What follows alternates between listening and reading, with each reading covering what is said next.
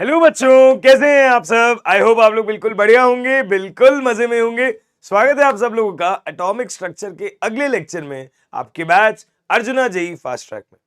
तो बेटा जी, पिछले लेक्चर तक हम लोगों ने ना फोटो इलेक्ट्रिक इफेक्ट की बातें करी थी, जो बड़ा इंटरेस्टिंग इफेक्ट था। हमने फॉर्मूले सीखे थे, हमने देखा था कि कैसे एक फोटोन आने पर एक इलेक्ट्रॉन निकल जाता है ना। हमने कंडीशन सीखी थी कि क्या क्या थ्रेशोल्ड कंडीशंस होती है हमारे पास, जैसे कि threshold frequency, threshold wavelength, maximum kinetic energy, work function, हर किसी के बारे में बात करी थी, हर किसी के टर्म्स में इक्वेशन बनाई थी, और आपको मैंने डीपीबी भी दी थी। आई होप आप लोगों से क्वेश्चन बने होंगे वहां पे, है ना। तो बेटा जी, एक बार उन कंडीशन को रिवाइज करते हुए क्वेश्चन करेंगे और चीजों को आगे बढ़ाएंगे। जैसा कि आप लोगों ने प्लानर में देखा होगा कि एटॉमिक स्ट्रक्चर के बाद आप लोगों की फिजिकल केमिस्ट्री पे एक बार पॉज आने वाला है। आप लोगों का इनऑर्गेनिक केमिस्ट्री शुरू हो जाएगा। क्या शुरू हो जाएगा बेटा? इनऑर्गेनिक केमिस्ट्री शुरू हो जाएगा। तो हम एटॉमिक स्ट्रक्चर यहां पढ़ेंगे अगले 3 लेक्चर्स के अंदर, आज का लेक्चर और 2 लेक्चर्स और, ठीक है। उसके बाद आपकी इनऑर्गेनिक शुरू होगी। फिर कुछ समय के बाद अक्टूबर एंड के अराउंड फिर मैं वापस आऊंगा और फिर हम लोग आगे की फिजिकल कंटिन्यू करेंगे। ठीक है बेटा जी, तो ध्यान से सुनिएगा कैसे सारी चीजें पढ़नी है। एक रिक्वेस्ट और है मेरी, थोड़ी थोड़ी मैं लेक्चर की ड्यूरेशन बढ़ाऊंगा यार, 3 ही लेक्चर है, थोड़ा सा कंटेंट ज्यादा है। मैं ही नहीं चाहता कुछ भी छुड़वाऊं, है ना। पर 1.5 घंटे में सब कुछ करना थोड़ा डिफिकल्ट भी हो जाता है, क्योंकि हमें क्वेश्चंस भी करने हैं, हमें चीजें भी समझनी है और हमें फील भी लेनी है। तो थोड़ी थोड़ी सी ड्यूरेशन बढ़ाएंगे, आप लोग को थोड़ा थोड़ा मैनेज करना है। प्लीज देख लीजिएगा, शुरुआत में बता रहा हूं सो दैट फिर तुम लोग चैट में स्पैमिंग ना करो। ऑल्दो कुछ यहाँ पे माता का माल जरूर है ऐसे जो चैट भर देंगे, अरे सर 1.5 घंटे का ही लेक्चर रखा करो, अरे सर लेक्चर की ड्यूरेशन मत बढ़ाओ, अरे सर हम मर जाएं क्या। तो भैया प्लीज, तुम्हारे लिए किया जा रहा है जो भी किया जा रहा है, हमारा भी गला दुखता है बोल रहे हैं एक्स्ट्रा, राइट। बट तुम्हारे फायदे के लिए ही है सब कुछ, और 10-15 मिनट में हम एक्स्ट्रा एनीवेज, हमें कुछ फर्क पड़ेगा नहीं, राइट। ठीक है जी, चलो ओके बेटा, स्टार्ट करें आज का लेक्चर पूरी एनर्जी के साथ। लेक्चर नंबर 4 एटॉमिक स्ट्रक्चर का स्टार्ट करते हैं हम लोग। तो बेटा जी, जैसा कि मैं मैक्सिमम केसेस में कोशिश करता हूं, वही मैं यहां भी करूंगा कि हम लोग हमारा लेक्चर शुरू करेंगे रिवीजन के साथ। और मैं रिवीजन हमेशा करवाना चाहता हूं क्वेश्चन के थ्रू। जो भी पिछले लेक्चर में बताया है उससे रिलेटेड एक क्वेश्चन करेंगे, देखेंगे हमको चीजें याद है कि नहीं है, फिर आगे बढ़ेंगे, है ना। फिर आज मुझे क्या करना है, फोटो इलेक्ट्रिक इफेक्ट की चीजें खत्म करनी है। और जैसे ही मैं फोटो इलेक्ट्रिक इफेक्ट को ओवर करूंगा बेटा, मेरा टॉपिक जो तैयार है अगला शुरू होने के लिए, that is Bohr's model. That is Bohr's model. आपको याद है मैंने आपको बोला था कि जब रदरफोर्ड का मॉडल रिजेक्ट हुआ, बोहर पापा को बड़ा बुरा लगा। उन्होंने बोला मैं अपने बॉस का बदला तुम सबसे लूंगा। तो वो चला गया 10 साल के लिए रिसर्च करने, और बेटा जी आज उसकी रिसर्च पूरी हो रही है और राम लौट कर अपनी अयोध्या में आ रहे हैं। पर अब ये राम चलेंगे कितने दिन, ये आपको समझना है। अफसोस की बात यह है कि आज के लेक्चर और अगले लेक्चर तक ही चलेंगे, फिर इन राम को वापस से जाना पड़ेगा वनवास पे। परंतु जितने टाइम आ रहे हैं स्वागत तो करना है, घी के दिए तो जलाने हैं, तो पढ़ेंगे इनके बारे में हम लोग ढंग से। ठीक है जी, ध्यान से देखिएगा, ध्यान से देखिएगा। शुरू करते हैं एक क्वेश्चन फोटो इलेक्ट्रिक इफेक्ट पे। जो ये इफेक्ट था कि एक फोटोन आता है, इलेक्ट्रॉन आता है, डिटेक्टर पे आता है, सर्किट में करंट आता है, एवरीथिंग इज देयर। हम इस पे एक क्वेश्चन करते हैं। बड़ा अच्छा सवाल, आसान सा सवाल, देखिएगा प्लीज। सवाल कह रहा है, if a photon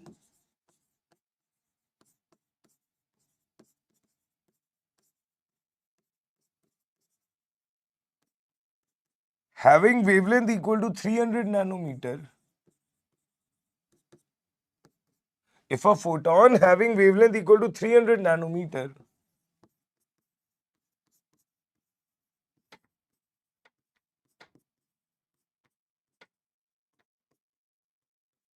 strikes a metal surface, if a photon having wavelength 300 nanometer strikes a metal surface, how many metals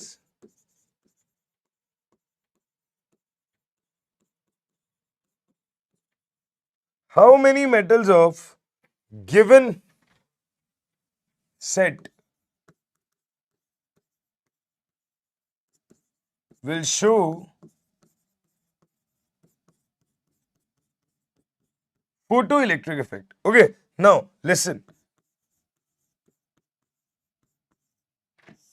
ये आपके मेटल्स हैं, ये उनका वर्क फंक्शन है जिसकी यूनिट है ईवी. अच्छा, lithium, sodium, potassium, magnesium, copper, Ag, Fe, Pt, tungsten.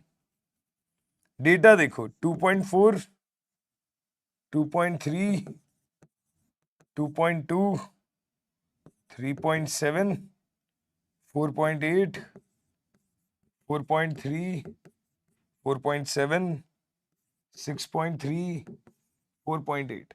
Okay, ये एक टेबल दी हुई है. आपको कहा जा रहा है कि बताओ इसमें से कितने मेटल्स ऐसे हैं जो फोटो इलेक्ट्रिक इफेक्ट शो करेंगे.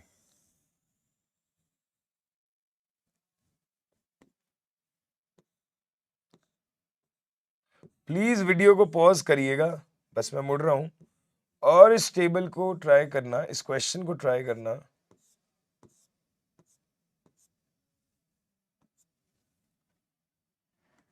यस, जल्दी से इस क्वेश्चन को ट्राई करें.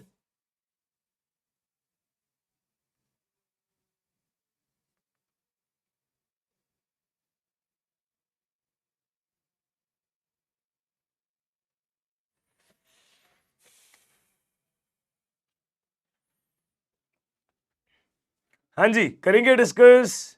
चलिए आइए, अगर हम लोग बातचीत करें इस क्वेश्चन को करने की, आई होप आप सब लोगों ने सिंसियरली इस सवाल को ट्राई किया होगा.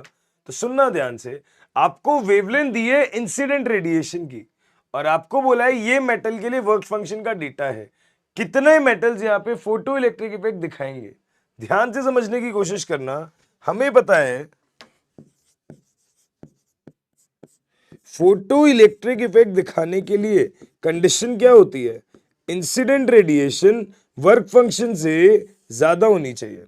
इंसिडेंट रेडिएशन की जो एनर्जी है वो वर्क फंक्शन से ज्यादा होनी चाहिए. अगर उससे कम है तो फोटो इलेक्ट्रिक इफेक्ट बिल्कुल नहीं होगा. बराबर है तो जस्ट वर्ज पे होगा कि उससे इतना सा बढ़ाओ और फोटो इलेक्ट्रिक इफेक्ट हो गया. बट एग्जैक्ट होने के लिए ये कंडीशन चाहिए. ठीक है, इंसिडेंट रेडिएशन की एनर्जी तुम्हें यहां से मिल जाएगी क्योंकि तुम्हें वेवलेंथ पता है.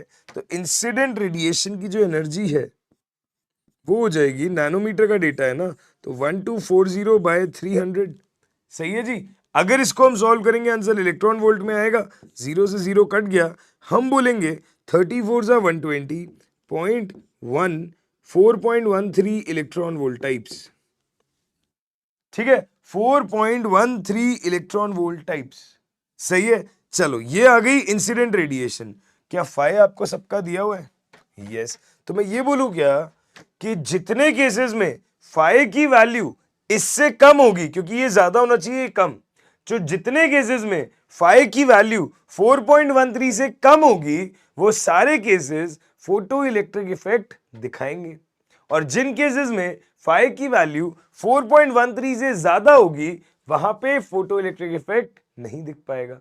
सही है. मैं इसको ऐसे लिखूं या मैं इसको ऐसे लिखूं, बात तो बराबर ही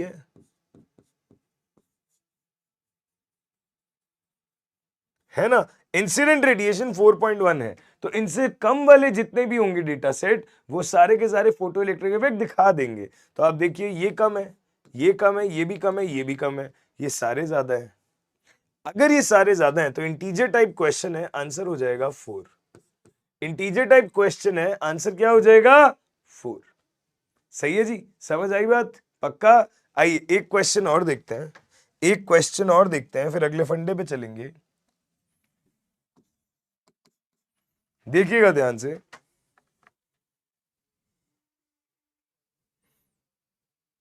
हाँ जी, ये देखो एक अच्छा सवाल. सवाल कह रहा है एक मेटालिक प्लेट है,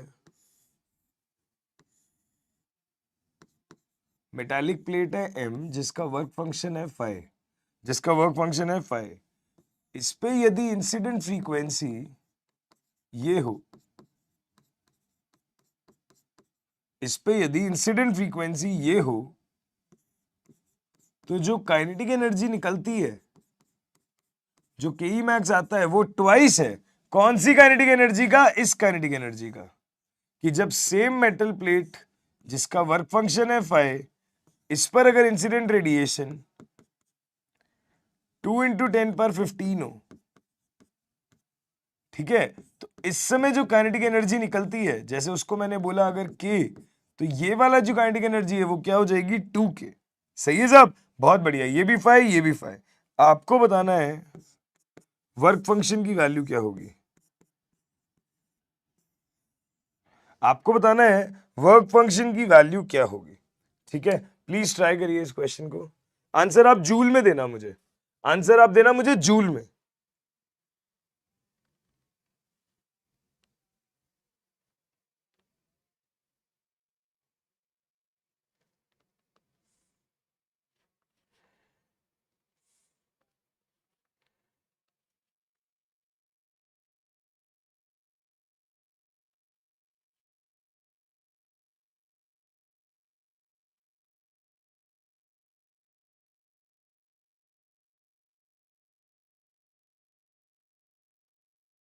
हाँ जी, करें क्या?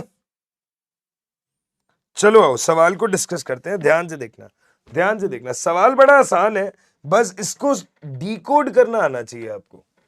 Question is easy that way, बस इसको डिकोड करना आना चाहिए आपको। सवाल कह रहा है एक मेटल प्लेट है M, जिस पे यदि इंसिडेंट फ्रीक्वेंसी है 2 × 10⁻15 हर्ट्ज, तो जो काइनेटिक एनर्जी निकलती है उसकी ट्वाइस काइनेटिक एनर्जी निकलेगी यदि इंसिडेंट रेडिएशन की फ्रीक्वेंसी क्या हो जाए? 3.2 × 10⁻15 हर्ट्ज। ठीक है, क्या हो जाए? 3.2 × 10⁻15 हर्ट्ज। बहुत बढ़िया, ये भी है और ये भी है। हमें निकालना क्या है? फाई। हमें निकालना क्या है? Phi, work function. तो बेटा जी मुझे एक रिलेशन पता है, and that relation is K E max is equal to E minus five.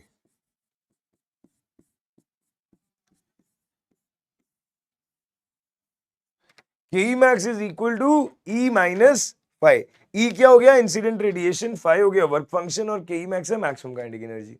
Right, अगर यहां तक की बातें सही हैं तो बेटा दोनों के लिए वो लगा देंगे इक्वेशन। फाइव तो निकालना ही अननोन है ना? तो मैं इस इक्वेशन को ऐसे यूज करना चाहता हूं, मैं इस इक्वेशन को ऐसे यूज करना चाहता हूं कि मैंने बोला के ई मैक्स है पहले केस में, यहां वाले केस में अगर मैं लगाता हूं या ऊपर वाले में लगा देता हूं, so 2k is equal to 2k is equal to energy है मेरी एच न्यू, लिख देता हूं मैं इसको, -5। यहां से 5 जूल में ही आएगा। ये पहली इक्वेशन हो गई, क्योंकि मैंने यहाँ पे हर्ट्ज में डेटा लिखा है ना, वो 1240 अपॉन कुछ है, वैसा कुछ नहीं लिखा। ठीक है, सेकंड केस है ये वाला। यहां के लिए के ई मैक्स है के, एनर्जी का फॉर्मूला हो जाएगा एच न्यू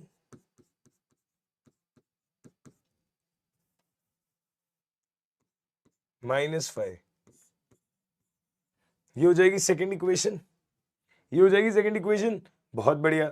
अगर ये हो जाएगी सेकंड इक्वेशन, तो अगर मैं फर्स्ट अपॉन सेकंड का रेशियो लेता हूं, अगर मैं 1/2 का रेशियो लेता हूं, तो देखना ध्यान से, अगर मैं 1/2 का रेशियो लेता हूं तो देखना ध्यान से, 2k अपॉन के किसके बराबर होता है? h into 3.2 × 10⁻15 -5 upon h into 2 × 10⁻15 -5। सही है, रेशियो ले लिया मैंने। अगर रेशियो ले लिया तो k से k कैंसिल हो गया। अब अगर इसको मैं इधर क्रॉस मल्टीप्लाई करूं तो हम बोलेंगे 2 times h into 2 × 10⁻15 -5 is equal to h into 3.2 × 10⁻15 -5। ठीक है, बहुत बढ़िया। यहां पे आएगा -2 वहां पे आएगा -5, तो हम बोलेंगे 2 into H into 2 into 10⁻15 -2 equal to 3.2 into H into 10⁻15 -5। देखो ध्यान से बेटा, यहां तक सब सही है? अगर यहां तक सब सही है यार, तो अब ध्यान से देखने की कोशिश कीजिए। ये चीज मैंने एक साइड रखी, 2 को इधर ले गया, इस चीज को इधर ले आया, तो वैल्यू आ जाएगा 4h into 10⁻15 -3.2h into 10⁻15 is equal to 5। 2 5 उधर गया, 5 उधर था, 2 5 माइनस 5 इज 5। अब ध्यान से देखना, 4h माइनस 3.2h अगर कॉमन लेता हूं तो वैल्यू आती है 0.8h इंटू 10 पावर 15, और ये वैल्यू क्या हो जाएगी 5। अब अगर तुम यहाँ पे प्लैंक कांस्टेंट की वैल्यू डाल दोगे तो तुम्हारा एग्जैक्ट आंसर भी आ जाएगा, है ना। प्लैंक कांस्टेंट की वैल्यू डाल दोगे तो एग्जैक्ट आंसर भी आ जाएगा। तो यस, आपको आइंस्टीन इक्वेशन यूज करके बस रेशियो लिया और सॉल्व किया। बच्चों को पता है ये स्टेप नहीं चमकता। बच्चे क्या कहते हैं, सर यहां से 5 की वैल्यू निकाल के नीचे वाले में पुट कर दे, आंसर नहीं आ जाएगा क्या? बेटा कर सकते हो, यहां से 5 को लिखो h इंटू दिस माइनस के, उसको ऊपर वाले में सब्सटीट्यूट करो, सॉल्व करो। टाइम लगेगा, उतना ही लगेगा शायद, बट हाँ रेशियो लेने से जल्दी चीजें अगर सॉल्व हो सकती हैं तो हमेशा दिमाग में मल्टीप्लाई या डिवाइड का perspective first of all add होना चाहिए। हमेशा दिमाग में मल्टीप्लाई या डिवाइड करने का पर्सपेक्टिव सबसे पहले ऐड करना चाहिए हमें। सही है बेटा, बढ़िया। तो ये कुछ बातें थी जो हमने फोटो इलेक्ट्रिक इफेक्ट पे अभी तक सीखी हैं, उनको हमने अप्लाई कर लिया। आगे चलते हैं। अगर हम आगे चलते हैं, जेई मेंस में इजी सवाल आते हैं, you will find very easy question. मैंने पिछला लेक्चर एंड किया था इस टॉपिक पे, और मैंने आपको कहा था आप लोग थोड़ी चर्चा करके आना। मैंने आप लोगों को कहा था थोड़ी सी आप लोग अपनी साइड से रिसर्च करके आना इंटेंसिटी ऑफ लाइट के बारे में। क्या कहोगे इंटेंसिटी? यार देखो, इंटेंसिटी में क्यों पढ़ा रहा हूं तुम्हें, क्योंकि इस पे ना बच्चों को कंफ्यूजन होता है कि जैसे जैसे फ्रीक्वेंसी चेंज होगी इंटेंसिटी भी चेंज होगी। ठीक है, अब तुम्हें पता है काइनेटिक एनर्जी फ्रीक्वेंसी के चेंज होने पे चेंज होती है, तो बच्चे कहते हैं फ्रीक्वेंसी चेंज होगी तो इंटेंसिटी भी चेंज होगी, तो काइनेटिक एनर्जी और इंटेंसिटी भी एक दूसरे से रिलेटेड है। तो मुझे वो रिलेशन के बारे में डीपली बात करनी है, तो ध्यान से देखिएगा। यार तुम्हें ध्यान है घर पे कभी कभी तुम लोग ट्यूबलाइट लगाते हो, तो ट्यूबलाइट जो है वो जलती है बड़ी फुल ब्राइटनेस के साथ, पर जैसे जैसे जैसे जैसे वो समय बीतता है उसकी इंटेंसिटी क्या होती जाती है, कम। वो डार्क डार्क डार्क डार्क होती जाती है, थोड़ी डिम लाइट होती जाती है समय के साथ, राइट। तो इंटेंसिटी का मतलब ये है कि अब वो जो ट्यूबलाइट है उससे बेसिकली बात इतनी है कि वो डिम क्यों होने लग गई समय के साथ। तो हम ये बोलेंगे, हमने प्लैंक की क्वांटम थ्योरी पढ़ी है, हमने बोला था फोटोन बहुत सारे आते हैं एक साथ नंबर में, तो मुझे वो लाइट के छोटे छोटे पैकेट्स की जगह पे एक कंटिन्यूअस सोर्स लिखता है।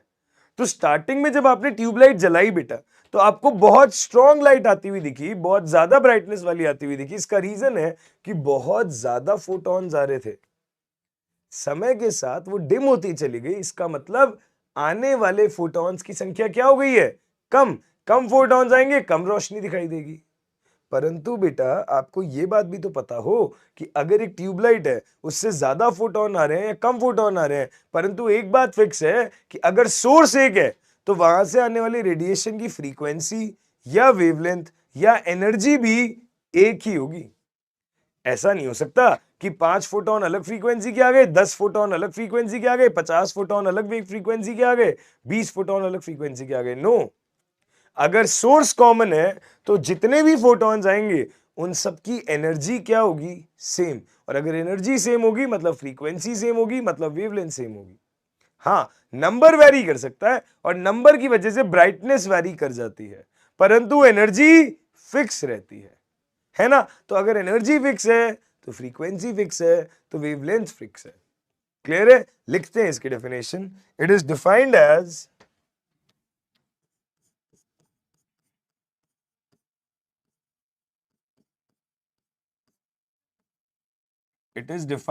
number of photons having a particular energy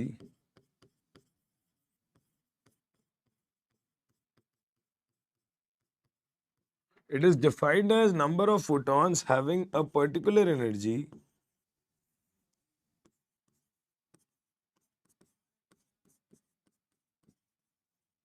striking a metallic surface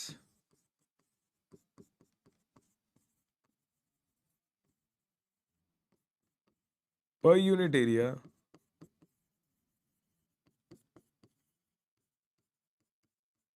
per unit time. Number of photons having a particular energy striking a metallic surface per unit area per unit time. मतलब इसका formula क्या होता है, ध्यान से देखना। इसका formula होता है ये कि intensity is equal to N E by A T, intensity is equal to N E by A T. यहां पे एन है नंबर ऑफ फोटॉन्स, ई हो गई उनकी एनर्जी, पर्टिकुलर एनर्जी, ए हो गया एरिया, और टी हो जाएगा टाइम। ठीक है, कि एक पर्टिकुलर सोर्स से कितने ज्यादा फोटोन या कितने कम फोटोन आ रहे हैं उस पर डिपेंड करता है ये बेसिकली। हम यहां पे ये बोलते हैं कि इंटेंसिटी जो है वो तुम्हारी निर्भर करती है नंबर ऑफ फोटॉन्स पे, कि कितने ज्यादा नंबर ऑफ फोटोन है, कम नंबर ऑफ फोटोन है। और जितने ज्यादा नंबर ऑफ फोटॉन्स होंगे उतनी ज्यादा लाइट की ब्राइटनेस होगी, जितनी ज्यादा लाइट की ब्राइटनेस होगी उतनी बढ़िया तुम्हारा सर्किट से क्या बहेगा, फोटो करंट। जितनी ज्यादा ब्राइटनेस होगी उतना बढ़िया सर्किट से क्या बहेगा, फोटो करंट। ये बड़ा इंपॉर्टेंट है, ये बड़ा इंपॉर्टेंट है। ठीक है, अच्छा जी, हमने बोला more intensity bright light, low intensity dim light. तो yes, and that is due to number of photons का चेंज, क्योंकि ब्राइट लाइट मतलब ज्यादा फोटॉन, डिम लाइट मतलब कम फोटॉन। पर इसका मतलब ये कतई नहीं है कि जितने भी फोटॉन्स आ रहे हैं उनकी फ्रीक्वेंसी अलग अलग है या उनकी वेवलेंथ अलग अलग है। ये बिल्कुल भी मतलब नहीं है, इस गलतफहमी में मत रहिएगा। सही है, ये मतलब बिल्कुल भी नहीं है, इस गलतफहमी में मत रहिएगा। राइट, बहुत बढ़िया। अगर यहां तक चीजें समझ आती हैं तो बेटा जी ध्यान से दिखना, एक नोट पॉइंट लिख रहा हूं।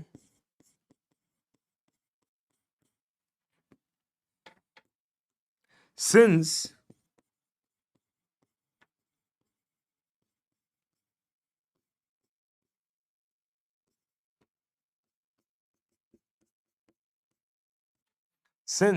source of energy is fixed, hence all photons which are coming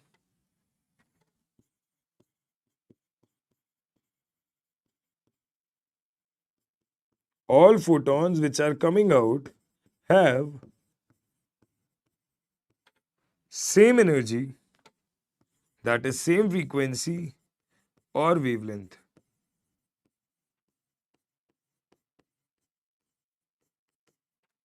same frequency और वेवलेंथ। अगर फ्रीक्वेंसी या वेवलेंथ सेम है, अगर फ्रीक्वेंसी या वेवलेंथ सेम है, इसका मतलब this means that is intensity is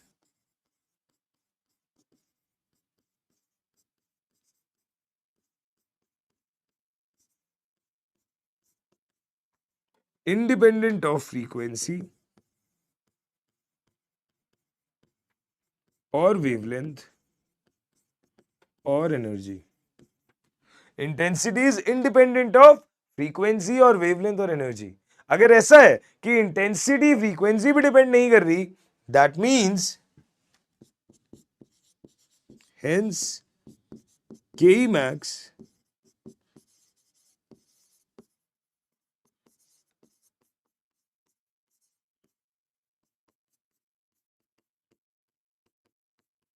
does not depend on intensity of light. Light की इंटेंसिटी कैसी होगी इस पे काइनेटिक एनर्जी डिपेंड नहीं करती। लाइट की इंटेंसिटी कैसी होगी उस पे काइनेटिक एनर्जी डिपेंड नहीं करती। आप ध्यान से देखिए, हम ये बोलते हैं कि के मैक्स जो है ये बराबर होता है H new minus H nu not के। तो आपको साफ साफ समझ में आ रहा है कि जो के मैक्स है वो न्यू के डायरेक्टली प्रोपोर्शनल है। जो के मैक्स है वो न्यू के क्या है बेटा, डायरेक्टली प्रोपोर्शनल। अगर आपका के मैक्स न्यू के डायरेक्टली प्रोपोर्शनल है, मतलब जैसे जैसे फ्रीक्वेंसी वैरी कर रही है काइनेटिक एनर्जी भी वैरी करेगी।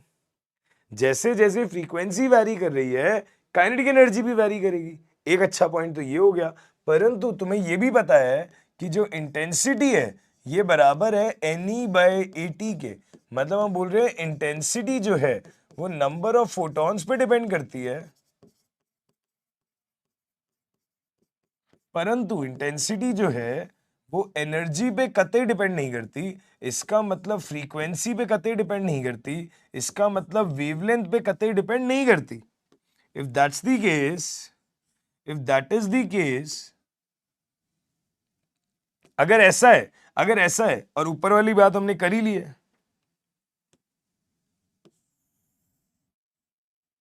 है ना, अगर ऐसा है कि इंटेंसिटी इनमें से किसी चीज पे डिपेंड नहीं करती, तो आपको ये समझ में आ रहा होगा कि के मैक्स भी है जो वो इंटेंसिटी पे डिपेंड नहीं करेगा, क्योंकि के मैक्स फ्रीक्वेंसी पे डिपेंड करता है और इंटेंसिटी फ्रीक्वेंसी पे डिपेंड करती नहीं है, तो बेसिकली ये दोनों भी एक दूसरे पे डिपेंड करते नहीं है।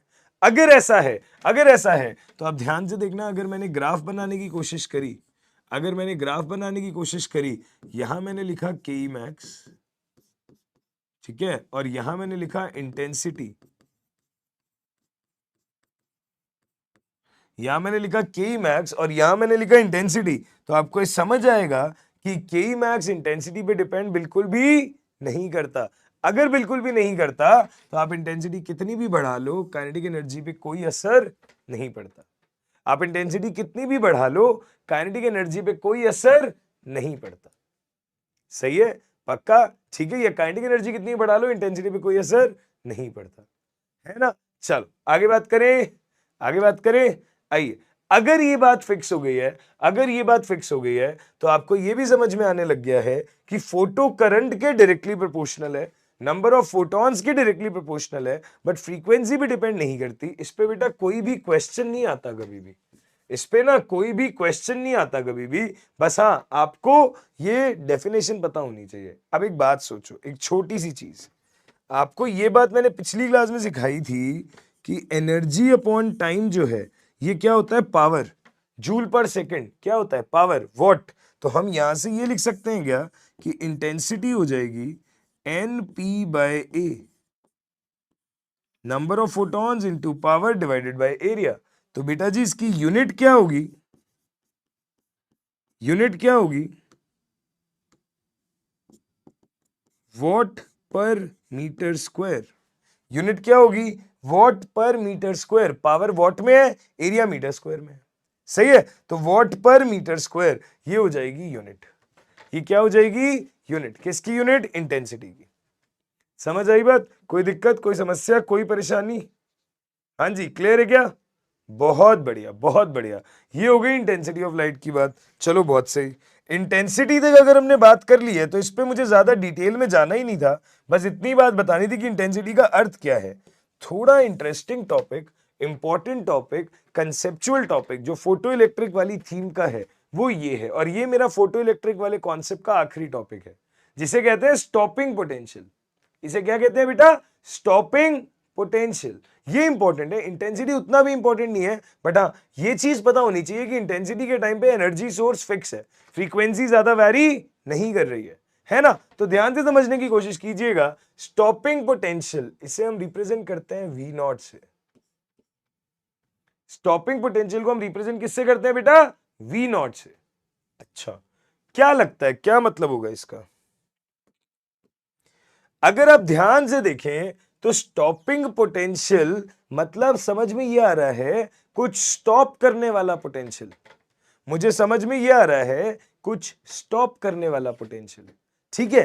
क्या स्टॉप करने वाला पोटेंशियल, बेटा जी ध्यान से समझना, पहले समझेंगे फिर लिखेंगे, पहले समझेंगे फिर लिखेंगे। हाँ जी, ये देखो, ये आपका सेटअप है, ये आपका सेटअप है, राइट। किस चीज का सेटअप है, फोटो इलेक्ट्रिक इफेक्ट का, कि एनोड है, वो कैथोड है, और नॉर्मल लाइट आ रही है, सब गिर रहा है, सब हो रहा है। मैंने अब की बारी क्या करा, मैंने अब की बारी क्या करा, एक एक्सटर्नल वोल्टेज कनेक्ट किया, वो भी रिवर्स पोलैरिटी का।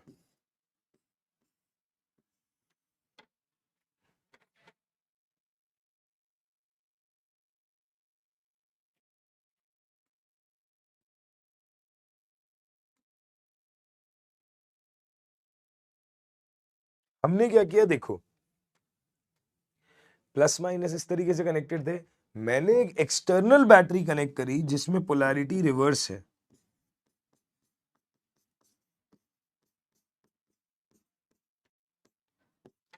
ठीक है, तो मैंने क्या बोला, इसका जो वोल्टेज होगा, इसका जो पोटेंशियल डिफरेंस होगा, उसका काम क्या होगा। तुम सोचो, मैंने अगर इससे उल्टी पोलैरिटी डाली है, मतलब ये ऊपर वाले से उल्टा फंक्शन करवाना चाह रहा हूं मैं इसको। अगर मैंने ऊपर वाले से उल्टी पोलैरिटी डाली है, मतलब मैं कुछ उल्टा फंक्शन करवाना चाह रहा हूं इसको। तो हम बोलते हैं ऊपर वाले का फंक्शन क्या था, इलेक्ट्रॉन को बाहर निकाल के सामने तक पहुंचाना। अगर इसका काम उल्टा होने वाला है, क्योंकि पोलैरिटी उल्टी है, तो बेटा जी इसका मतलब क्या हो जाएगा, इसका मतलब सिंपल हो जाएगा कि एक्सटर्नल वोल्टेज जो आप लगाते हो उसका काम है फोटो इलेक्ट्रॉन के इजेक्शन को स्टॉप करना। अगर आप एक्सटर्नल वोल्टेज लगाते हो तो उसका काम है फोटो इलेक्ट्रॉन के इजेक्शन को रोकना।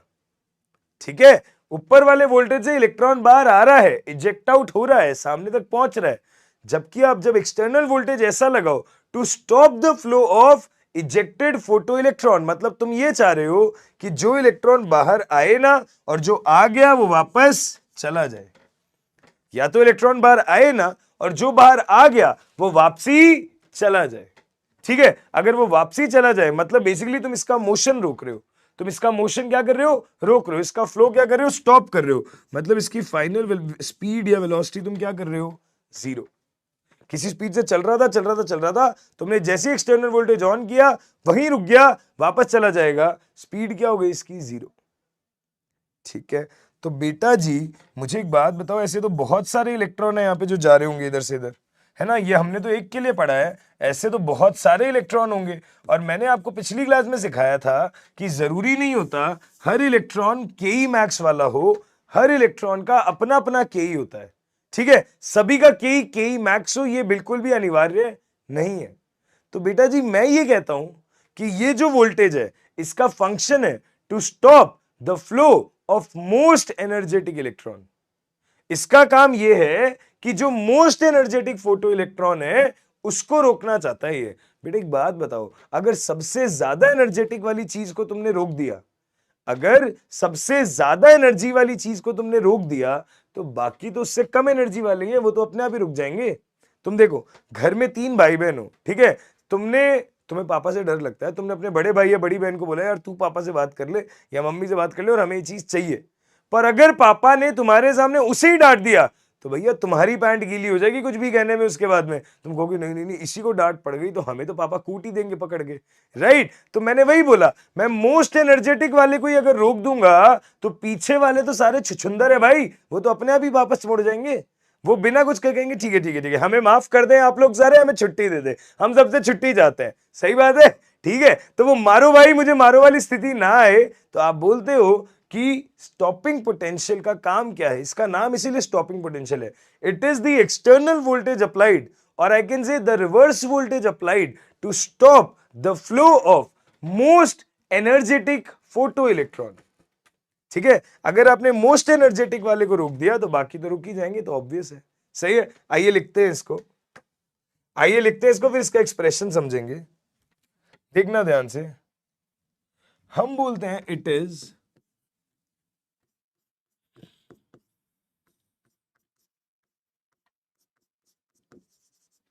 Is the external reverse voltage applied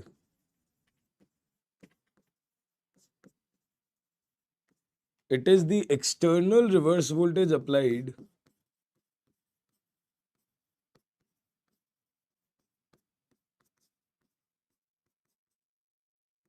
to stop the flow of most energetic electron towards reaching the detector.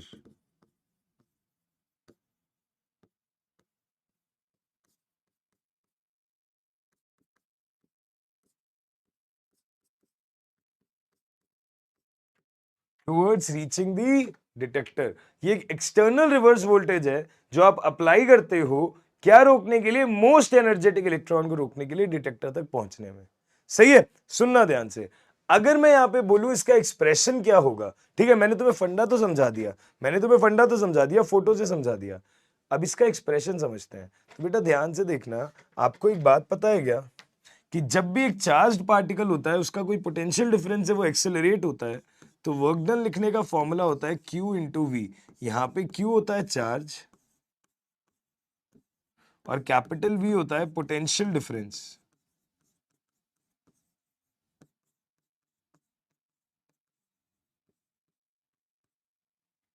ठीक है जी, बहुत बढ़िया। तो चार्ज क्या है इलेक्ट्रॉन का? माइनस ई, और पोटेंशियल डिफरेंस यहां पे क्या लग रहा है? V not. तो ये तो आ गया वर्क डन, इस सिस्टम ने कितना वर्क किया होगा। और आपको एक बात पता है, क्लास 11 में तुम लोग पढ़ोगे, ठीक है, अभी नहीं पढ़ा है तो फिजिक्स में आगे पढ़ोगे, एक थ्योरम होती है, उसे कहते हैं वर्क एनर्जी थ्योरम।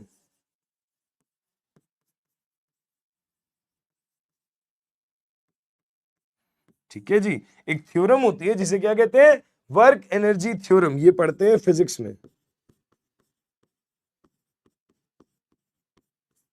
अगर वर्क एनर्जी थ्योरम हम फिजिक्स में पढ़ते हैं तो ये कहती है कि जितना भी सिस्टम वर्क डन करेगा वो बराबर होगा उसकी चेंज इन काइनेटिक एनर्जी के।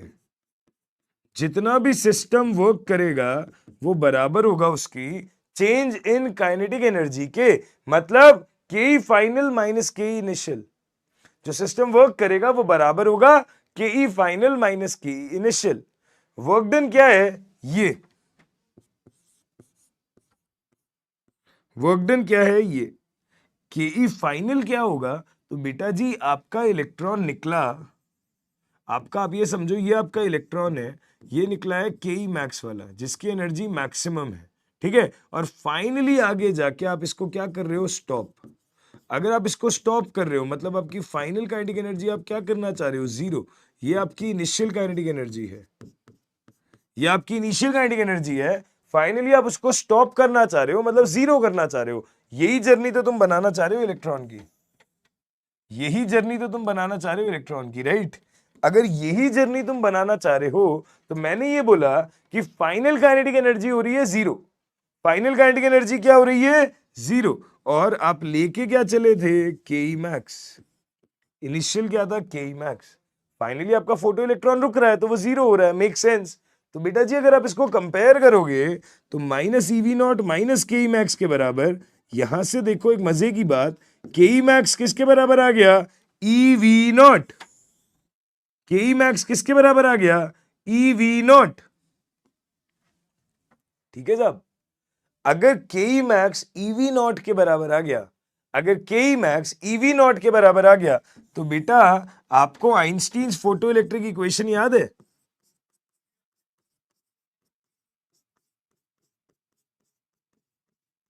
आइंस्टीन्स फोटो इलेक्ट्रिक इक्वेशन याद है? क्या कहता है वो? K is equal to E minus five. ये इक्वेशन क्या कहता है? K E max is equal to E minus five. अगर ये इक्वेशन है K E max equal to E minus five, तो के ई मैक्स है ई वी नॉट। ठीक है, ये चीज किसके बराबर है? H new minus H nu not के। ये चीज किसके बराबर है? H new minus H nu not के। ठीक है, अगर अब आपको कोई क्वेश्चन मिलता है जहां पे वो आपसे थ्रेशोल्ड फ्रीक्वेंसी और इंसिडेंट फ्रीक्वेंसी देके स्टॉपिंग पोटेंशियल मांग ले, तो आप ये फॉर्मूला लगा सकते हैं और आपका काम बड़ा आसानी से चल जाएगा। आपका काम बड़ा आसानी से चल जाएगा, है ना? बहुत बढ़िया। अगर ये है, अगर ये है तो यहां से मैं ईवी नॉट को ये भी तो कह सकता हूं, half M V max square. क्योंकि अगर काइनेटिक एनर्जी मैक्सिमम है, मास तो इलेक्ट्रॉन का फिक्स ही होता है, बस उसकी स्पीड क्या रही होगी? मैक्सिमम। तो आप इसको इसके बराबर भी कर सकते हो बेस्ड ऑन रिक्वायरमेंट। अगर इसको इसके बराबर भी कर सकते हो तो ये यहाँ पे कुछ बच्चों को, मेरे प्यारे बच्चों को दिख नहीं रहा होगा, तो हम यहां लिख देते हैं के ई मैक्स को तो ये भी बोला जा सकता है ना, half M V max square, तो वो भी ईवी नॉट के बराबर है। अगर ये चीज ईवी नॉट के बराबर है, वहां हमने वो रिलेशन लिख लिया है, तो ध्यान से देखिएगा, अगर मैं यहां पे वी नॉट और न्यू में एक रिलेशन बनाना चाहूं तो ई इधर ट्रांसफर हो जाता है।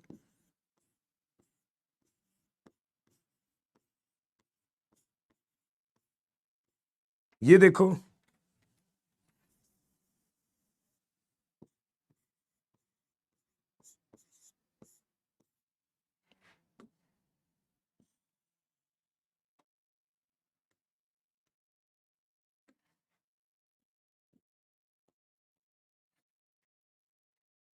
ये आ गया वी नॉट क्या हो गया? H by E times nu minus H nu naught by ई।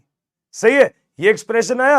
अगर मैं यहां पे तुम्हें बोलूं कि ग्राफ बनाओ वी नॉट वर्सेस न्यू में, अगर मैं आपको बोलूं ग्राफ बनाओ वी नॉट वर्सेस न्यू में, तो मैंने आपको पिछली क्लास में एक चीज सिखाई थी कि जिन दो चीजों में ग्राफ बनाना है पहले उन दोनों में एक रिलेशन खोज लो, फिर आप आइडिया लगाओ कि y equal to M X plus C जैसा ग्राफ है, y equal to M X जैसा ग्राफ है या कुछ और है।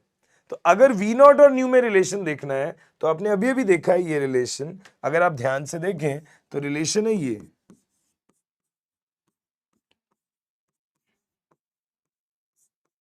है ना। तो बेटा जी ये हो गया y एक्सिस, ये हो गया m, ये हो गया x और ये हो गया माइनस सी, है ना। y is equal to M X minus C जैसी इक्वेशन हो गई। अगर y equal to M X minus C जैसी इक्वेशन हो गई है तो आप देखें ध्यान से, positive slope and negative intercept ऐसी इक्वेशन होगी जहां पे ये चीज हो जाएगी minus H nu naught by E और स्लोप हो जाएगा इस इक्वेशन इस कर्व का h बाई ई, स्लोप हो जाएगा h बाई ई, इंटरसेप्ट हो जाएगा minus H nu naught by E. ध्यान से देख लो ये वी नॉट वर्सेज न्यू का कर्व बन गया, ये वी नॉट वर्सेज न्यू का कर्व बन गया। ठीक है, क्वेश्चन करना तो बड़ा आसान है, उस इक्वेशन में वैल्यू पुट करनी है, क्वेश्चन तो सॉल्व हो जाएगा। ये समझ आना चाहिए था, ठीक है। और इसके लिए ये समझ आना चाहिए था कि वर्क डन होता है Q इंटू वी, ये किसके लिए होता है? For a charge particle accelerated with potential difference, for any charge particle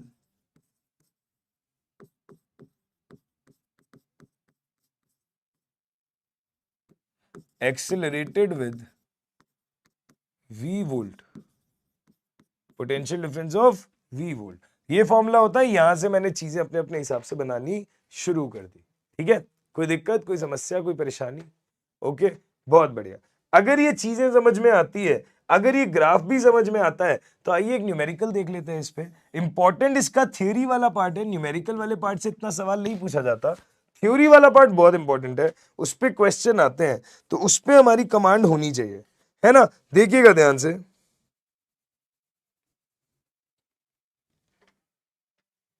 एक क्वेश्चन देखो, calculate the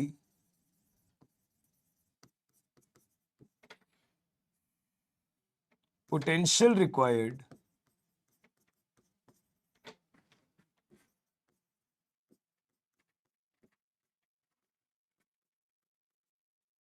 calculate the potential required to stop the electron movement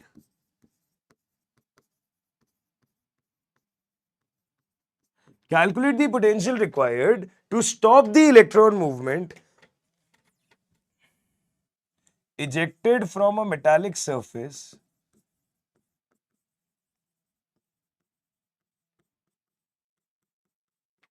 ejected from a metallic surface having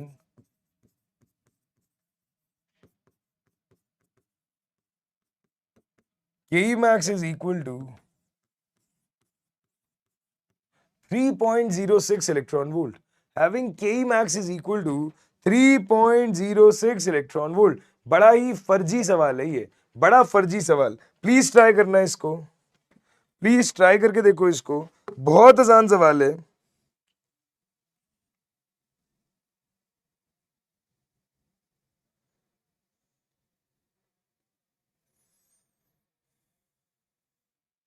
हाँ जी,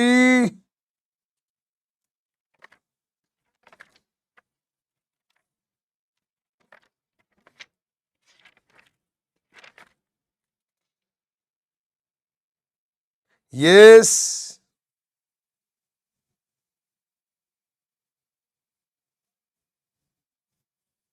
चलो जी।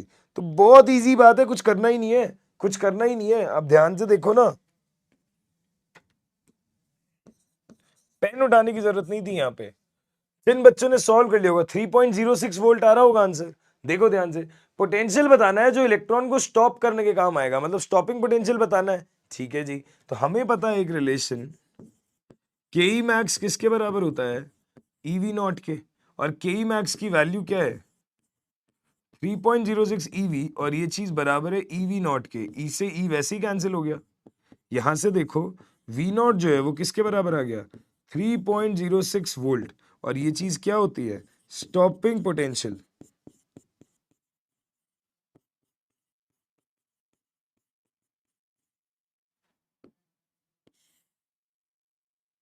ये चीज क्या होती है, स्टॉपिंग पोटेंशियल।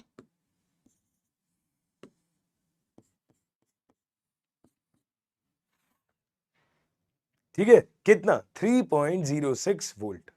सही है जी। तो ये हो गया वो पोटेंशियल जो इलेक्ट्रॉन को रोकने के काम आता है। ये हो गया वो पोटेंशियल जो इलेक्ट्रॉन को रोकने के काम आता है। वी नॉट क्या हो गया, 3.06 वोल्ट। राइट। तो ऐसे क्वेश्चंस आते हैं, बाकी चीजें आसान है। मैंने डीपीवी में कुछ सवाल डाले, आप लोग देखिएगा। फोटो इलेक्ट्रिक इफेक्ट यहां पे हमारा समाप्त होता है।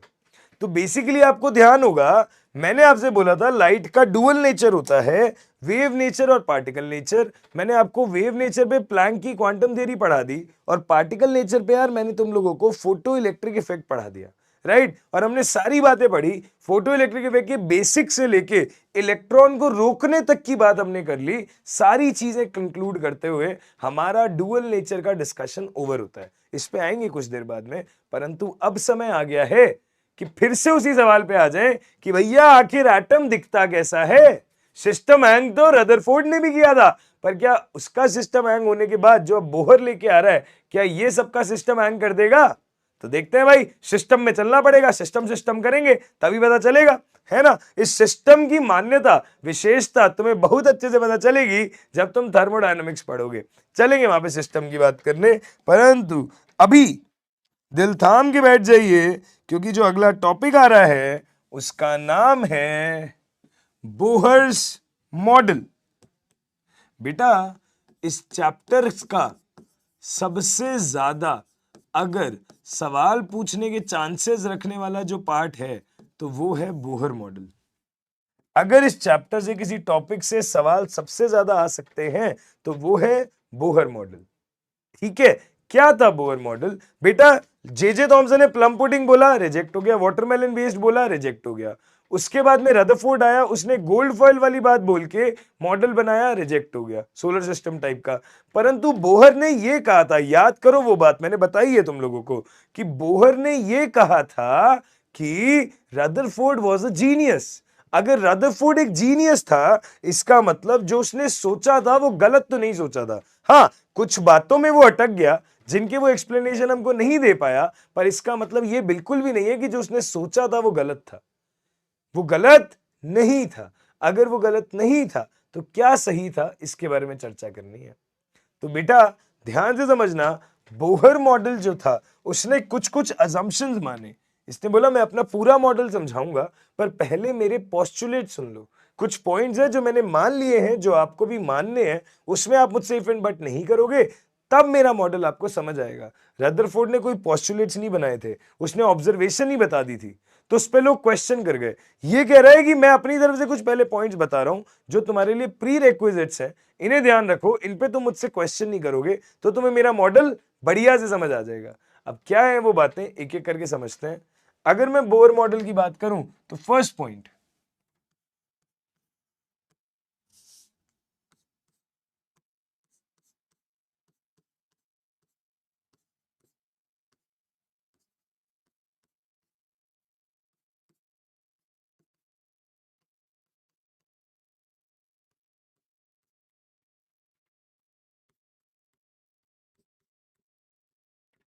This model is valid for single electron species. सबसे सबसे ज्यादा इंपॉर्टेंट पॉइंट, बहुत ज्यादा इंपॉर्टेंट पॉइंट, बेहद इंपॉर्टेंट पॉइंट, कि ये जो मॉडल है ये सिंगल इलेक्ट्रॉन स्पीशीज पे लागू होता है। सिंगल इलेक्ट्रॉन स्पीशीज का क्या मतलब है? ऐसे स्पीशीज जिसमें केवल एक इलेक्ट्रॉन हो। मैंने इलेक्ट्रॉन की गणना करना, कैलकुलेशन करना तुमको सिखाया था ऑलरेडी मोल कॉन्सेप्ट में, वही चीज हम यहां पढ़ने जा रहे हैं। जैसे कि आप सुनो, यहां पे मैं लिखता हूं एग्जाम्पल, हाइड्रोजन एटम, 1 इलेक्ट्रॉन है, एटॉमिक नंबर 1, सिंगल इलेक्ट्रॉन है। हीलियम में 2 इलेक्ट्रॉन होते हैं, पर अगर मैं He+ लिखूं तो 2 - 1, 1 इलेक्ट्रॉन आ जाएगा, क्योंकि पॉजिटिव चार्ज का मतलब एक कम होना होता है। अच्छा, लिथियम में 3 इलेक्ट्रॉन होते हैं, अगर मैं लिथियम पे +2 लगाऊं, 2+ लगाऊं तो 3 - 2, 1 इलेक्ट्रॉन रह जाएगा, सिंगल इलेक्ट्रॉन आ जाएगा। अगर मैं बेरिलियम की बात करूं तो बेरिलियम पे 3+ आएगा। तो इसी तरीके से सिंगल इलेक्ट्रॉन स्पीशीज या हम लोग ये बोलते हैं hydrogen and hydrogen like species,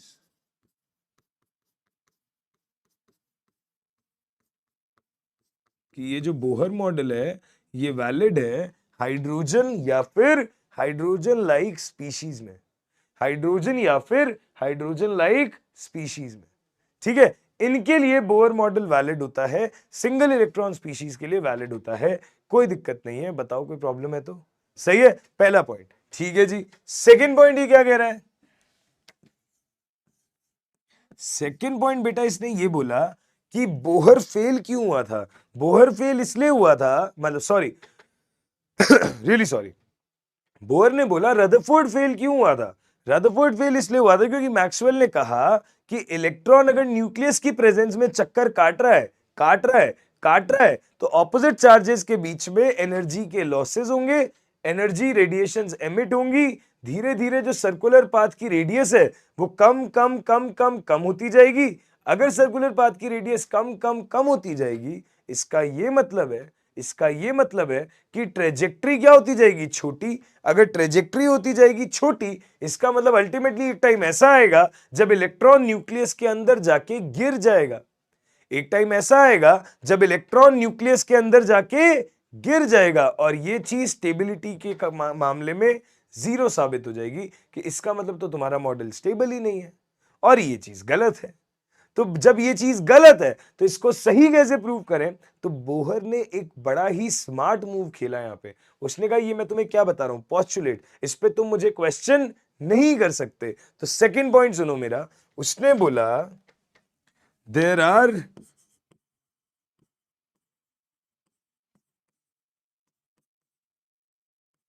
certain orbits in which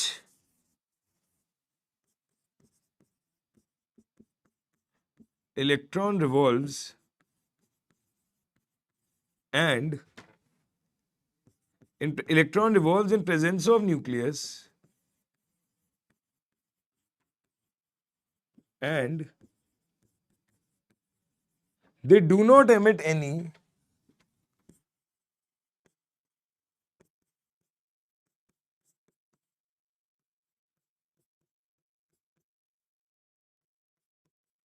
electromagnetic radiations.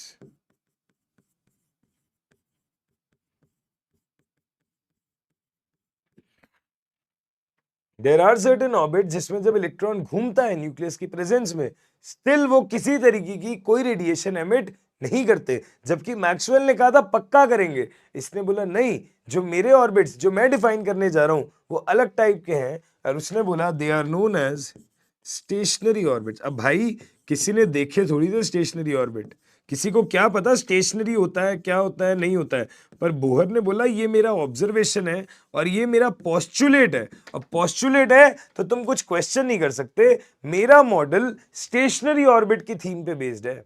मेरा पूरा का पूरा जो मॉडल है वो किस थीम पे बेस्ड है? Stationery orbit. कि मेरे इलेक्ट्रॉन ऐसे ऑर्बिट्स में रोटेट कर रहे हैं जिनको जब तक तुम छेड़ोगे नहीं अपने आप से, वो खुद से कोई भी इलेक्ट्रोमैग्नेटिक रेडिएशन एमिट नहीं करेंगे। नहीं करेंगे तो ट्रेजेक्ट्री छोटी नहीं होगी, और ट्रेजेक्ट्री छोटी नहीं होगी तो अल्टीमेटली न्यूक्लियस में आके गिरेंगे नहीं। वो ताउम्र जितना उनका लाइफ टाइम है उसी ऑर्बिट में चक्कर काटते रहेंगे, काटते रहेंगे, काटते रहेंगे।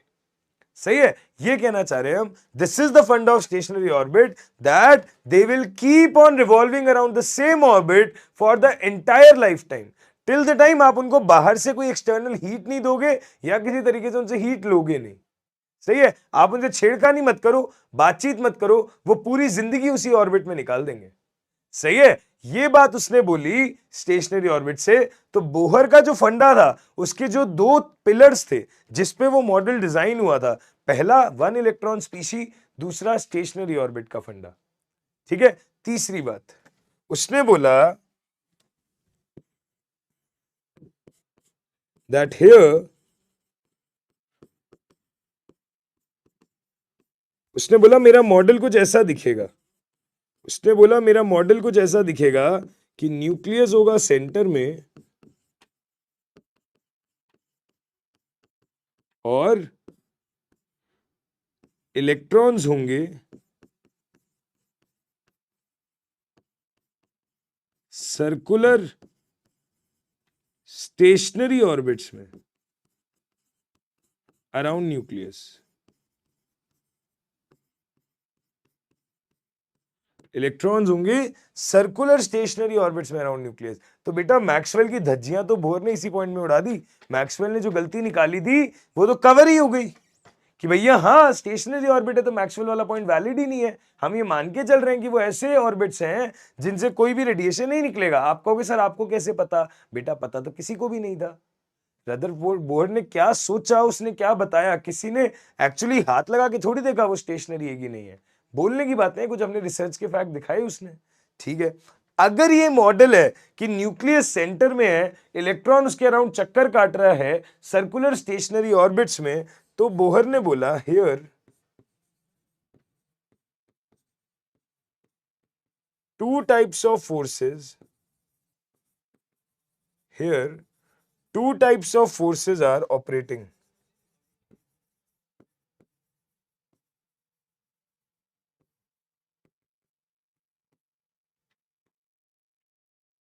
यहां पे दो तरीके के फोर्सेस ऑपरेट कर रहे हैं। यहां पे दो तरीके के फोर्सेस ऑपरेट कर रहे हैं। कौन कौन से फोर्सेस ऑपरेट कर रहे हैं, ध्यान से समझने की कोशिश कीजिए। पहला होता है सेंट्रीपीटल फोर्स, जो आप फिजिक्स में पढ़ते हो, जो सर्कुलर मोशन के थ्रू आता है, because of circular motion.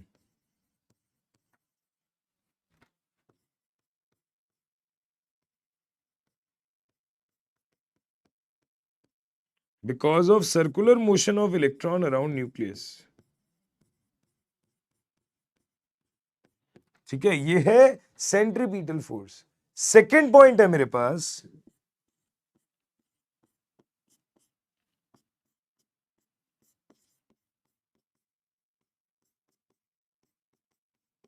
Electrostatic force. Electrostatic force क्या होता है? ऐसा फोर्स जो अट्रैक्शन की वजह से आता है। ऐसा फोर्स जो अट्रैक्शन की वजह से आता है। इलेक्ट्रॉन और न्यूक्लियस के बीच में जो अट्रैक्शन है उसकी वजह से जो फोर्स होता है, this is due to attraction between negatively charged electron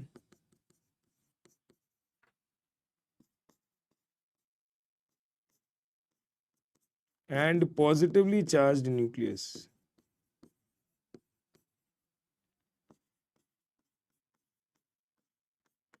ठीक है, attraction between negatively charged electron and positively charged nucleus, ये दो फोर्सेस है मेरे पास। यहां पे दो तरीके के फोर्सेस चल रहे हैं, सेंट्रीपिटल फोर्स और इलेक्ट्रोस्टैटिक फोर्स। Make sense? बहुत बढ़िया बेटा। सेंट्रीपिटल फोर्स जो होता है ना, ये दोनों एक दूसरे को बैलेंस कर रहे हैं, तब जाके स्टेशनरी ऑर्बिट वाला फंडा टिका रह पा रहा है। मतलब हम ये कहना चाह रहे हैं, कि यहां पे क्या हो रहा है, एफ सेंट्रीपिटल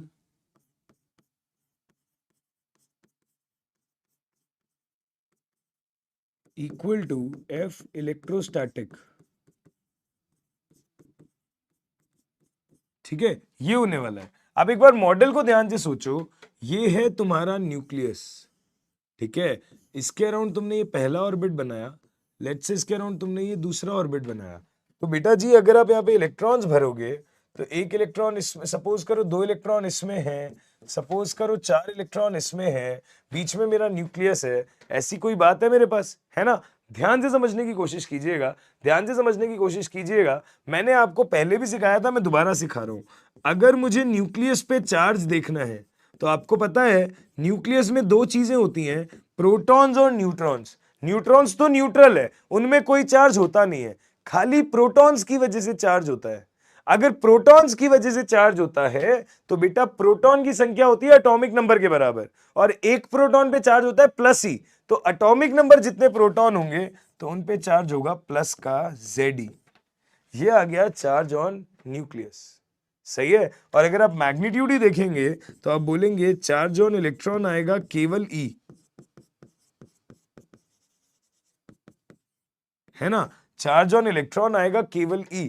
और न्यूक्लियस और किसी भी इलेक्ट्रॉन के बीच में जब आप फोर्स निकाल रहे हैं, तो जो दूरी होगी उसे आप क्या कहोगे? R। दूरी होगी उसे आप क्या कहोगे, आर। अगर आप उस दूरी को आर कहोगे, distance between electron and nucleus, तो हम इस एक्सप्रेशन में वैल्यू पुट करते हैं, सेंट्रीपिटल फोर्स हो जाएगा mv²/r। सेंट्रीपिटल फोर्स हो जाएगा mv²/r। Mass of electron, v is the speed of electron जिसके साथ वो रिवॉल्व कर रहा है, r हो गया डिस्टेंस, रेडियस। ठीक है, अच्छा, इलेक्ट्रोस्टैटिक फोर्स होता है k(q1q2/r²), है ना। Q1 होता है चार्ज पहले पार्टिकल पे, Q2 होता है चार्ज दूसरे पार्टिकल पे, K होता है मेरा इलेक्ट्रोस्टैटिक कांस्टेंट, और R होता है distance between two opposite charge particles. ठीक है जी, तो ध्यान से देखना, अगर मैं यहां वैल्यू रखूं तो mv²/r किसके बराबर हो जाएगा, K इंटू ZE/E/r²। तो हम बोलेंगे mv²/r जो है ये बराबर हो जाएगा kZe²/r²। mv²/r जो है वो बराबर हो जाएगा kZe²/r²। तो हम बोलेंगे ये जो रिलेशन है, ये आपको ध्यान रखना है, ये बहुत काम आएगा। ये जो रिलेशन है ये आपको ध्यान रखना है, ये आपके बहुत काम आएगा, ये आपके बहुत काम आएगा। mv²/r is equal to kZe²/r²। एक बार k के बारे में बात कर लो, वैसे तुम्हें फिजिक्स में पढ़ाया जाएगा, 12th क्लास में पहला चैप्टर होता है इलेक्ट्रोस्टैटिक्स। k होता है हमारा 1/4πε0। ठीक है, एप्सिलॉन नॉट हमारे पास एक कांस्टेंट होता है, 4π आपको पता है, इसकी वैल्यू होती है 9 × 10⁹ न्यूटन मीटर स्क्वायर पर coulomb square.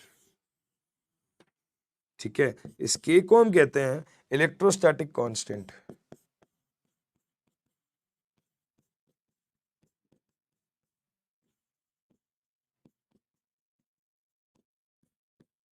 One upon 4πε0, right. देख लो ध्यान से, कोई दिक्कत, कोई समस्या, कोई परेशानी? ठीक है जी, समझ आई बात, पक्का? ओके, तो ये एक पॉइंट हमने बोला कि सेंट्रीपिटल फोर्स और इलेक्ट्रोस्टैटिक फोर्स, ये दो फोर्सेस यहां पे होल्ड कर रहे हैं, उन्हें बैलेंस किया, ये पॉइंट आ गया। सही है, अगला पॉइंट देखेंगे, आइए अगला पॉइंट देखते हैं। अगला पॉइंट मेरे पास में क्या है, ये तुम्हें अभी याद ही रखना पड़ेगा क्योंकि तुमने फिजिक्स अभी उतनी पढ़ी नहीं होगी। जब फिजिक्स में रोटेशनल मैकेनिक्स पढ़ लोगे तो ये पॉइंट ज्यादा समझ आएगा। अभी के लिए इसको बस ध्यान रखो, रटने के पर्पज से देखो, बस मैं रटने की फेवर में होता नहीं हूं, बट इस पॉइंट पे इसलिए कह रहा हूं क्योंकि फिजिक्स का एक डीप रूटेड कॉन्सेप्ट है, तो जब पढ़ोगे तो समझ आएगा। इसका नाम है एंगुलर मोमेंटम। क्या नाम है? Angular momentum. तो बोहर ने अगला पॉइंट क्या बोला कि angular momentum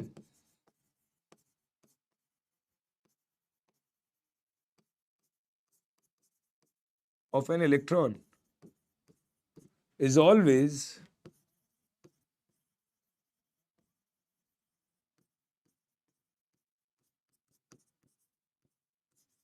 quantized. Angular momentum जो है इलेक्ट्रॉन का, वो हमेशा ही क्या होता है? क्वांटाइज्ड। बेटा क्वांटाइज्ड का क्या मतलब है? क्वांटाइज्ड वर्ड का मतलब होता है जब मैंने किसी चीज को क्वांटिफाई कर दिया, मैंने उसका नंबर बता दिया। एंगुलर मोमेंटम हमेशा क्या होता है? क्वांटाइज्ड, मैंने उसको क्वांटिफाई कर दिया। तो बेटा जी ध्यान से देखना, एंगुलर मोमेंटम को कहते हैं एल, इसकी वैल्यू होती है mvr, और ये वैल्यू किसके बराबर होती है? दिस। ठीक है, it is always quantized, that is an integral multiple of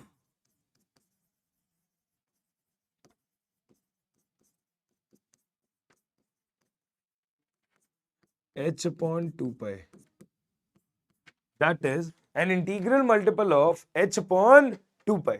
ठीक है, एंगुलर मोमेंटम हमेशा क्वांटाइज्ड होता है, इसका मतलब इंटीग्रल मल्टीपल होता है h/2π का। यहां पे n का मतलब हो सकता है 1 2 3 कुछ भी। ठीक है, ये बेसिकली बोहर ऑर्बिट होता है, first orbit, second orbit, third orbit, जो भी सवाल हमें बोलेगा।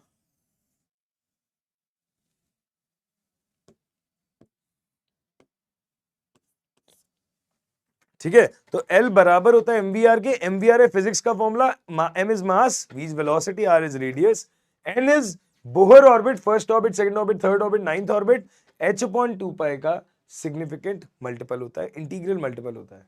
ठीक है, ये पॉइंट भी समझ आया? पक्का जी, कोई दिक्कत आई क्या? क्लियर है? आखिरी पॉइंट, आखिरी पॉइंट, सपोज करिए ये आपका है न्यूक्लियस, ये आपका है फर्स्ट ऑर्बिट, ये आपका है सेकंड ऑर्बिट, ये तुम्हारा है थर्ड ऑर्बिट। ऐसे तुम्हारे एन ऑर्बिट्स हो सकते हैं।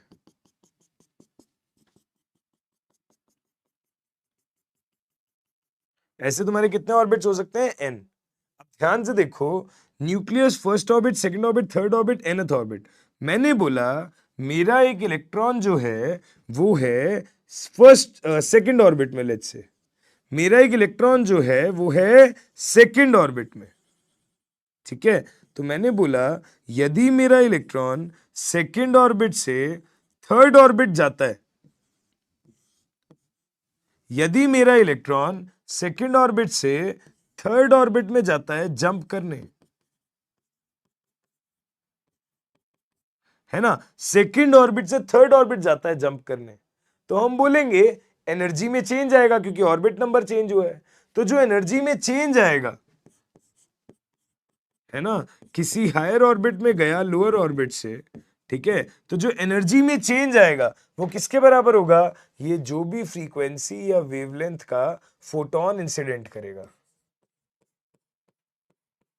ये जिस भी फ्रीक्वेंसी या वेवलेंथ का फोटोन इंसिडेंट करेगा उस पे डिपेंडेंट आएगा रिजल्ट, उस पे डिपेंडेंट आएगा रिजल्ट, देखना ध्यान से।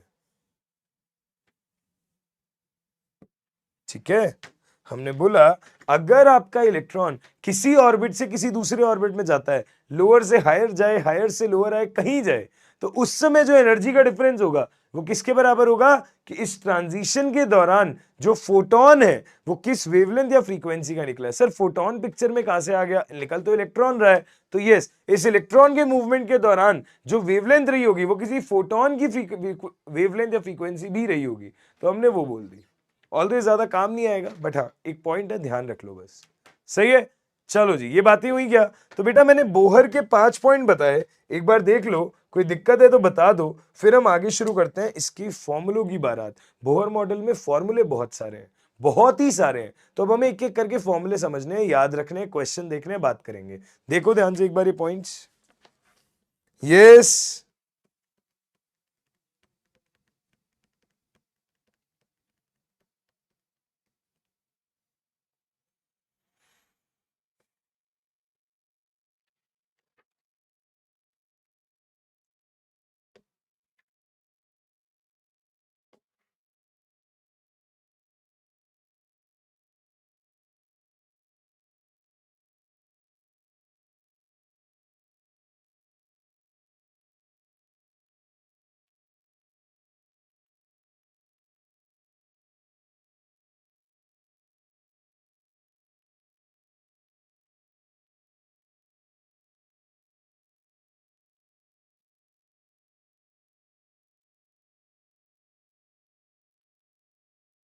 हाँ जी,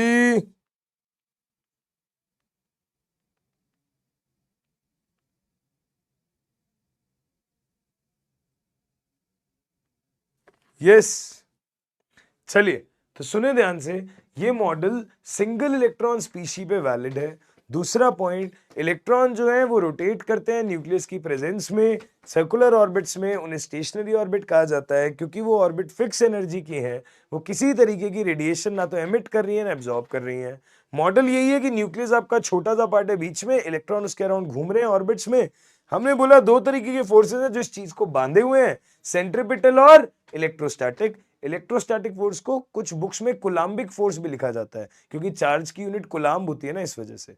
ठीक है, फिर मैंने आपको दोनों को बैलेंस करके एक्सप्रेशन दिखाया, ये मॉडल दिखाया, और फिर मैंने एक एंगुलर मोमेंटम का पॉइंट बताया और एनर्जी वाला जो आपको ध्यान रखना है। ठीक, क्लियर है? बहुत बढ़िया। ओके, आइए फॉर्मुलोज पे चलते हैं। फॉर्मुलोज क्या होता है? ये तो एक नई इंग्लिश का वर्ड हो गया सर, फॉर्मूले। तो बेटा जी, बोहर मॉडल से रिलेटेड कुछ फॉर्मूले हैं जो आपको ध्यान रखने हैं, जो बहुत इंपॉर्टेंट है।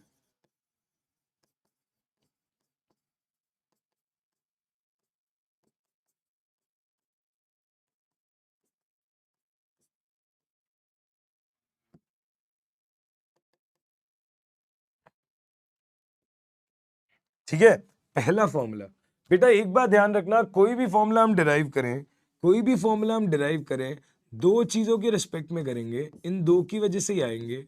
एक तो मैंने आपको ये याद रखने के लिए बोला था, M V square by R K Z E square by R square होता है, और दूसरा मैंने आपको बोला था एम वी आर जो है वो एन एच अपॉन टू पाई के बराबर होता है। तो इन दो के बेसिस पे ही सारे फॉर्मूले डिराइव होते हैं। सही है, हम एक एक करके सारे फॉर्मूले समझते हैं। पहला फॉर्मूला जो हमें समझना है वो है radius of electron in nth Bohr orbit. मैं nth ऑर्बिट के लिए निकाल देता हूं, जिस ऑर्बिट में निकालना होगा उसके लिए n की वैल्यू रख दूंगा। Radius of electron in nth Bohr orbit, ठीक है, जिस ऑर्बिट में निकालना होगा उसमें रख दूंगा, रेडियस निकालनी है हमको। अगर हमें रेडियस निकालनी है तो बेटा फॉर्मूला आपको याद रखना होगा, और फॉर्मूले से ज्यादा प्रोपोर्शनैलिटी याद रखनी होगी। आर एन का फॉर्मूला होता है 0.529 N square by Z angstrom. Radius का फॉर्मूला होता है 0.529 N square by Z angstrom. ठीक है, हम यहां बोलते हैं कि एन है तुम्हारा ऑर्बिट नंबर और जेड है तुम्हारा एटॉमिक नंबर। पर हाँ ये बात ध्यान रहे कि ये मॉडल वन इलेक्ट्रॉन स्पीशी के लिए वैलिड है, उनके अलावा कहीं भी ये फॉर्मूले नहीं लगेंगे। ओके राइट, ठीक है जी, ये बात समझ आई। बेटा मैक्सिमम केसेस में कुछ ना दिया हो तो आप हाइड्रोजन एटम ही मान लेते हो, तो अदरवाइज कोई एटम दिया होगा तो उसका जेड आ जाएगा, कोई दिक्कत है नहीं हमको। ओके ध्यान से देखना, अगर मैं बोलूं एग्जाम्पल, अगर मैं बोलूं हाइड्रोजन एटम है जिसके लिए z की वैल्यू तो 1 होती है, और मैं बोलूं पहला ऑर्बिट है,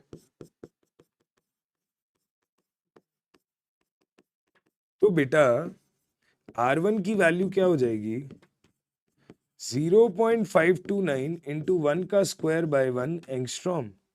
सही है, तो बेटा R1 कितना आ गया 0.529 एंगस्ट्रॉम। R1 कितना आ गया 0.529 एंगस्ट्रॉम।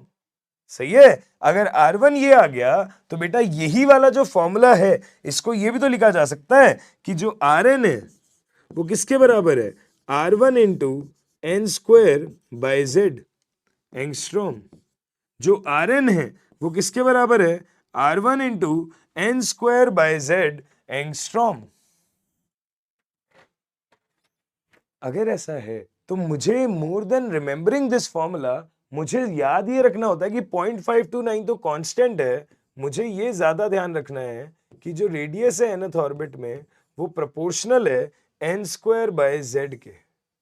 रेडियस जो है nth बोर ऑर्बिट में वो प्रोपोर्शनल है एन स्क्वायर बाय जेड के। ठीक है, यानी कि अगर मुझे किसी एक एटम के लिए ऑर्बिट नंबर और रेडियस का डेटा पता है तो दूसरे एटम के लिए अगर एटॉमिक नंबर पता है, ऑर्बिट नंबर पता है, तो मैं रेडियस बता सकता हूं। कैसे, देखना ध्यान से, हम ये बोल सकते हैं R1 upon R2 equal to N1 square upon N2 square into Z2 upon Z1। R1 upon R2 equal to N1 square upon N2 square into Z2 upon Z1।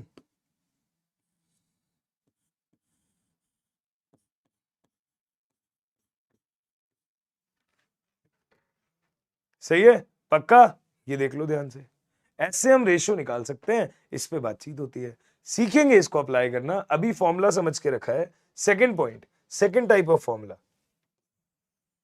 Second type का फॉर्मूला कौन है, देखो ध्यान से,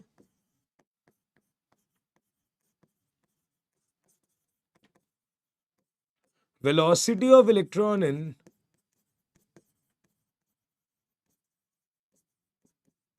nth Bohr orbit. Velocity of electron in nth Bohr orbit. अगर ऐसा है तो ध्यान से देखिएगा, वेलोसिटी का फॉर्मूला क्या होता है 2.18 into 10⁶ z by n metre per second.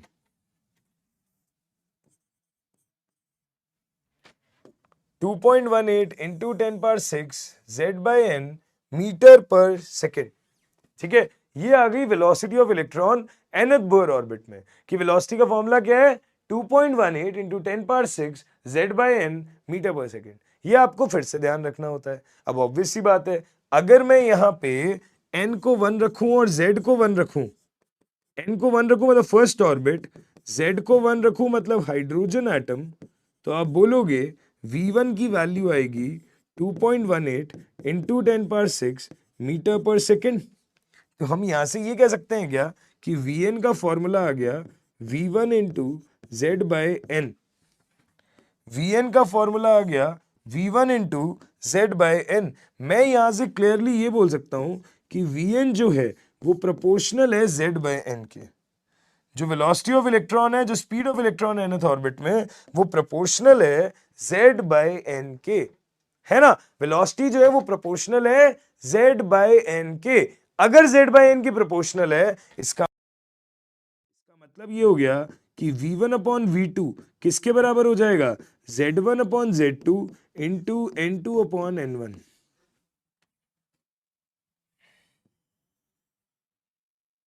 V1 upon V2 is equal to Z1 upon Z2 into N2 upon N1।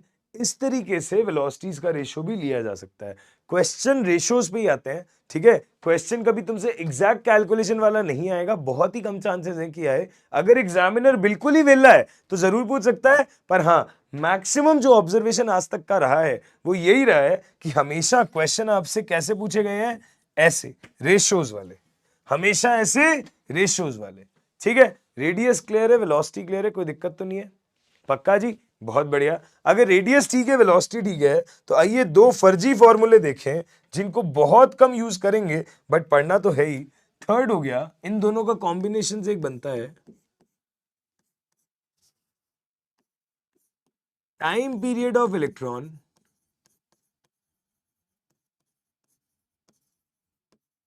In nth Bohr orbit.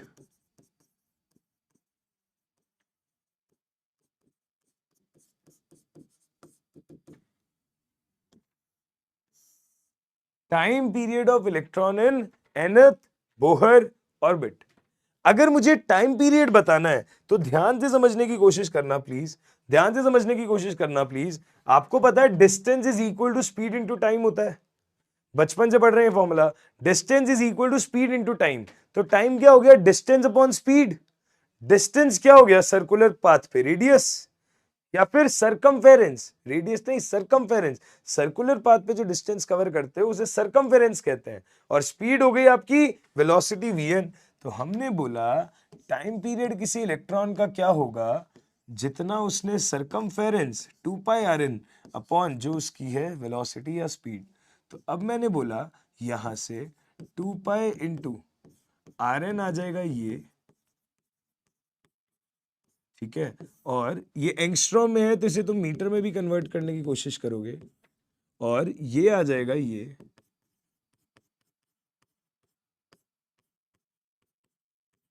आएगा मीटर पर सेकंड में, ये आएगा मीटर में। फाइनली जो भी आंसर आएगा वो सेकंड में आ जाएगा। मुझे मतलब ही नहीं है भाई क्या एक्सप्रेशन आएगा, मुझे मतलब ही नहीं है कि इस बड़े से को सॉल्व करके क्या एक्सप्रेशन आएगा। मुझे प्रोपोर्शनैलिटी से मतलब है केवल। मैं ये बोलूंगा कि Tn जो है वो यहां से मुझे साफ साफ दिख रहा है, प्रोपोर्शनल आएगा n² के अपॉन Z/n के, है ना। तो यानी कि प्रोपोर्शनल आएगा n³ के। जो टाइम पीरियड है nth ऑर्बिट में वो प्रोपोर्शनल आएगा n³ में। अगर ऐसा है तो आप ध्यान से देखिएगा, आप ये कह सकते हैं कि T1 अपॉन T2 किसके बराबर है?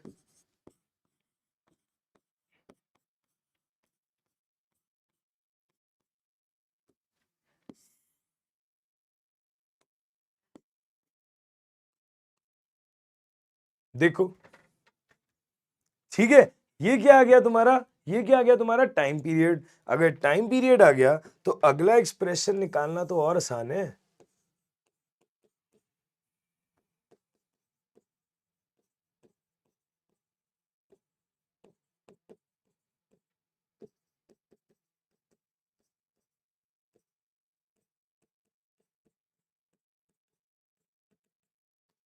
Frequency of electron in nth Bohr orbit. हम फ्रीक्वेंसी का क्या करें, हमें पता है फ्रीक्वेंसी होता है टाइम पीरियड का रेसिप्रोकल, इसीलिए तो इसकी यूनिट होती है हर्ट्ज या सेकंड इनवर्स। फ्रीक्वेंसी होता है टाइम पीरियड का रेसिप्रोकल। तो बेटा जी आपको यहां से समझ आता है कि फ्रीक्वेंसी आपका किसके प्रोपोर्शनल है, Z square by N cube के। फ्रीक्वेंसी आपका किसके प्रोपोर्शनल है, Z square by N cube के। टाइम पीरियड का उल्टा। अगर टाइम पीरियड का उल्टा होने वाला है तो आप ध्यान से देखिएगा, F1 अपॉन F2 जो फ्रीक्वेंसीज का रेशो है ये किसके बराबर है, Z1 square upon Z2 square into N2 cube upon N1 cube.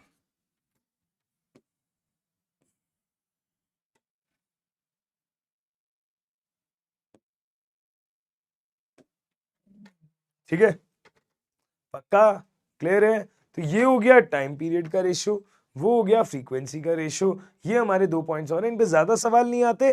Proportionality पे आएंगे तो आप बता देना, रेशियो पे आएंगे तो आप बता देना। ठीक है, इंपॉर्टेंट है जो अब आने वाला है। ठीक है, रेडियस इंपॉर्टेंट है, वेलोसिटी इंपॉर्टेंट है, हमने ये रेशियोज देख लिए। अब आने वाला है एनर्जी। पर मैं एनर्जी पे आऊंगा उससे पहले कुछ क्वेश्चन कर लेते हैं रेडियस के, वेलोसिटीज के, है ना। कुछ क्वेश्चन कर लेते हैं आसान आसान से रेडियस के, वेलोसिटी के, फिर हम एनर्जी पे चलते हैं। बेटा आज मैंने आपको कहा था थोड़ा सा लेक्चर में एक्सटेंड करूंगा, इंपॉर्टेंट बात चल रही है, तो अभी ये मत लगना कि क्लास छोड़ो। सही है, थोड़ा इंपॉर्टेंट है, ध्यान से देखना होगा आपको, सुनना मेरी बात को, एकदम ध्यान से सुनना। हमने क्या कहा, क्वेश्चन सुनिएगा, मैं आपको सीधा एग्जाम का सवाल बताता हूं, तुम लोग खुद कहोगे अच्छा सर ऐसे सवाल भी आते हैं।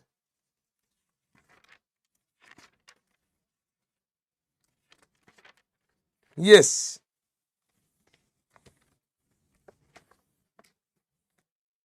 The radius of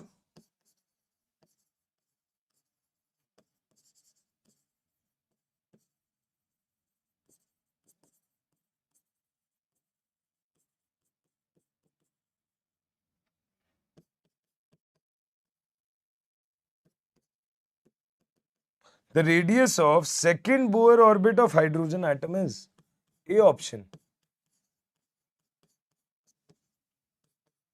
1.65 angstrom, B option 4.76 angstrom, C option 0.529 angstrom, D option 2.12 angstrom। देखो ध्यान से, क्या बोला हमने, क्वेश्चन कह रहा है रेडियस बता दो सेकंड बोहर ऑर्बिट की हाइड्रोजन एटम के। इजी सवाल है यार, इजी सवाल है। क्या करोगे, फॉर्मूला लगाना है और करना ही क्या है, हम बोलेंगे सेकंड बोहर ऑर्बिट है ना, और वो भी हाइड्रोजन एटम है, 0.529 into N square by Z. देखो 0.529 into N square by Z यानी कि 0.529 इंटू 4 एंगस्ट्रॉम। अगर ये होगा 4 9 जा 36, 4 2 जा 8 और 3 11, 4 5 जा 20 और 1 21, और ये आ जाएगा 2। आंसर आ जाएगा ये। इसको लमसम लमसम लिखोगे तो आंसर ये लिख सकते हैं क्या, अगर लमसम लमसम आंसर ये लिख सकते हैं तो आंसर क्या होगा, डी ऑप्शन। आंसर क्या होगा, डी ऑप्शन। सिंपल है, देखो ध्यान से, कोई दिक्कत है तो बताओ। हाँ जी, कोई दिक्कत है तो बताओ भाई। ओके, चलो आगे चले, आइए क्वेश्चन और करते हैं। ऐसे छोटे छोटे सवाल, ये आया था जेई में 2019 में।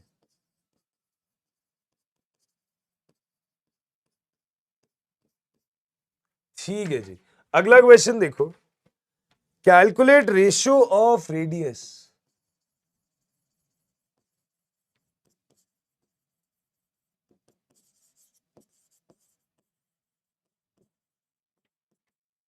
Calculate ratio of radius for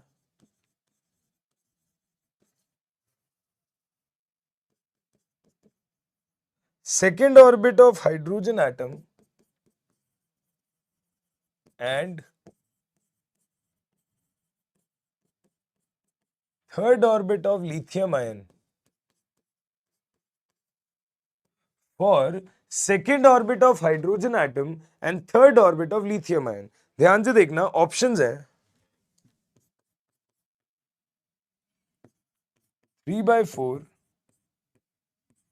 4/3, 1/4, 1/3. Yes, हाँ जी, कैसे करोगे? वीडियो को पॉज करें, सवाल को फटाफट ट्राई करें. आइए डिस्कस करते हैं. आई होप आप लोगों ने सवाल ट्राई कर लिया होगा. इजी सा सवाल था, लप्पू सा सवाल था, लप्पू सा है. क्या है क्वेश्चन में? सवाल कह रहा है रेडियस का रेशियो बताओ second orbit of hydrogen atom and third orbit of lithium ion.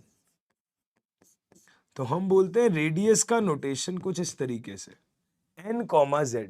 तो मैं बोलना चाह रहा हूं second orbit of hydrogen atom मतलब 2,1 upon third orbit of lithium ion मतलब 3. तो हो गया ऑर्बिट नंबर 3 होता है लिथियम का एटॉमिक नंबर. ठीक है, ये रेशियो बताना है. ये रेशियो किसके बराबर होता है? तुम्हें पता है रेडियस प्रोपोर्शनल होती है n²/z के. तो हम बोलेंगे n1²/n2² इंटू z2/z1. अगर ये है तो आप ध्यान से देखना, हम बोलेंगे यहां पे n की वैल्यू 2 है, यहां n की वैल्यू 3 है. तो 2 का स्क्वायर अपॉन 3 का स्क्वायर इंटू यहां z की वैल्यू क्या है? यहां z की वैल्यू है 1, यहां z की वैल्यू है 3. ठीक है, इससे एक पावर कट जाएगी, आंसर आ जाएगा 4/3.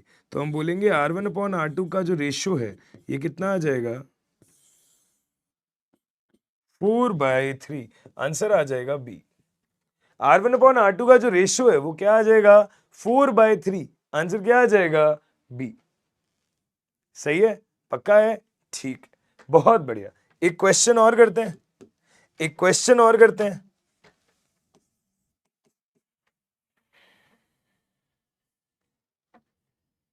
सवाल कह रहा है velocity of hydrogen atom for first Bohr orbit is v, then velocity of lithium ion for third Bohr orbit is how much? ठीक है, ऑप्शन देखना, v, दूसरा ऑप्शन v/3, तीसरा ऑप्शन 3v, चौथा ऑप्शन 9v.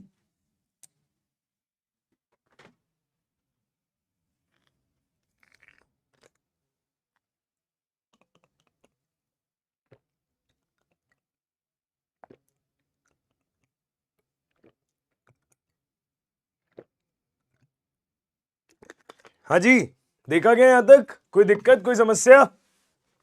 करो इस सवाल को जल्दी से. यस, चलिए आइए डिस्कस करते हैं. बहुत इजी क्वेश्चन है, बहुत आसान सवाल, और ऐसे ही सवाल आते भी हैं. सवाल कह रहा है हाइड्रोजन एटम और लिथियम आयन है. हमें ये पता है कि जो वेलोसिटी है वो प्रोपोर्शनल है भैया z/n के. मतलब हम ये कह सकते हैं कि v1 अपॉन v2 जो है वो बराबर है z1 upon z2 into n2 upon n1 के. सही है, ध्यान से सुनना. v1 अपॉन v2 अगर मुझे करना है velocity of hydrogen upon velocity of lithium ion, ये चीज किसके बराबर है? z1 upon z2. तो यहां हो गई 1/3 इंटू n2 अपॉन n1 यानी कि 3/1.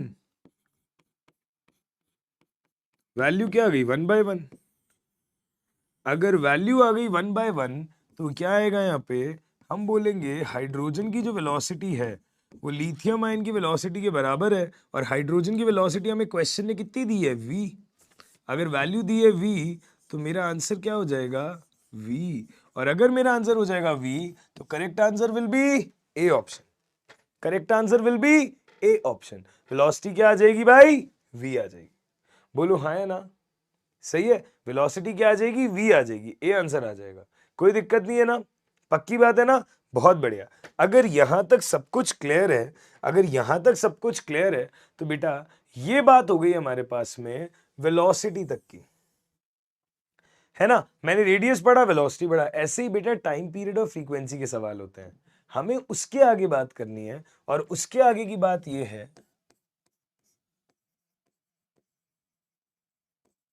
कि energy of electron in nth Bohr orbit, energy of electron in nth Bohr orbit, इसे हम रिप्रेजेंट कर रहे हैं En से। ठीक है, जैसे रेडियस को Rn से किया था, वेलोसिटी को Vn से किया था, इसको En से कर रहे हैं। ध्यान से समझने की कोशिश करना। हम बोलेंगे एनर्जी का फॉर्मूला क्या है, एनर्जी का फॉर्मूला है -13.6 z square by n square EV पर एटम। यस, बहुत इंपॉर्टेंट फॉर्मूला, प्लीज ध्यान से समझिएगा। एनर्जी का फॉर्मूला है -13.6 z square by n square. मेरा कंसर्न, सर ये कैसा फॉर्मूला है जिसमें नेगेटिव चार्ज है, ये कैसा फॉर्मूला बता रहे हो आप जिसमें नेगेटिव चार्ज है। तो बेटा नेगेटिव चार्ज आपको ये बताना चाह रहा है कि न्यूक्लियस और इलेक्ट्रॉन के बीच में अट्रैक्शन है, और अगर उनके बीच में अट्रैक्शन है तो अट्रैक्शन की वजह से एनर्जी हमेशा रिलीज होती है, और रिलीज्ड एनर्जी हमेशा माइनस साइन के साथ आती है। लिखते हैं ये बात यहां पे, उसके बाद आगे की बातें करेंगे। हम बोलेंगे here minus sign shows that, here minus sign shows that there exists attraction between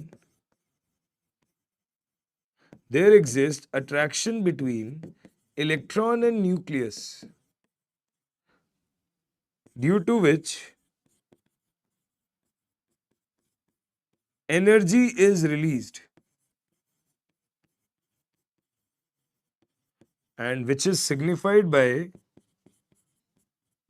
which is shown by negative sign, which is shown by negative sign. Energy का रिलीज होना हमेशा नेगेटिव साइन द्वारा बताया जाता है, वही बात मेरे पास है।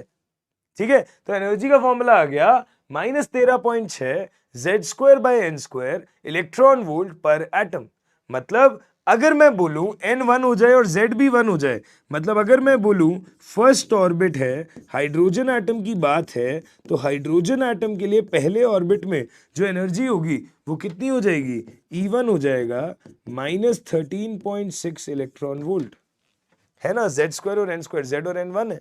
अगर ऐसा हो जाएगा तो En की वैल्यू क्या हो जाएगी, En की वैल्यू हो जाएगी E1 into Z square by N square, और इससे आप बोलोगे कि जो आपका एनर्जी का रेशियो है, जो एनर्जी की वैल्यू है, वो किसके प्रोपोर्शनल होगी, Z square by N square के। एनर्जी की वैल्यू किसके प्रोपोर्शनल होगी, Z square by N square के। एनर्जी की वैल्यू किसके प्रोपोर्शनल होगी, Z square by N square के। मतलब आप ये कह सकते हो E1 अपॉन E2 किसके बराबर है, Z1 square upon Z2 square into N2 square upon N1 square. Z1 square upon Z2 square into N2 square upon N1 square, ये रेशियो आ गया। परंतु बेटा मैं आपको एक बात बता दूं, हमने बोहर मॉडल स्टेशनरी ऑर्बिट के लिए पढ़ा है। अगर स्टेशनरी ऑर्बिट है तो मैं ये कहना चाहूंगा कि हर बोहर ऑर्बिट की एनर्जी क्या होती है, फिक्स। हर बोहर ऑर्बिट की एनर्जी क्या होती है, फिक्स। तो हम बोलते हैं every Bohr orbit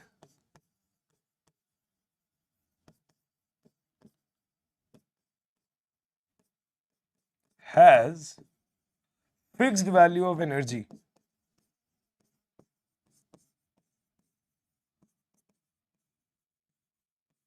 every Bohr orbit has fixed value of energy. और बेटा एक बात बोलूं, आईआईटी के लिए बहुत बड़ी हेल्प करने जा रहा हूं, प्लीज इन वैल्यूज को याद कर लो। अगर ये वैल्यू याद कर लोगे तुम्हारा बहुत फायदा होगा, मैं अभी बता रहा हूं तुमको।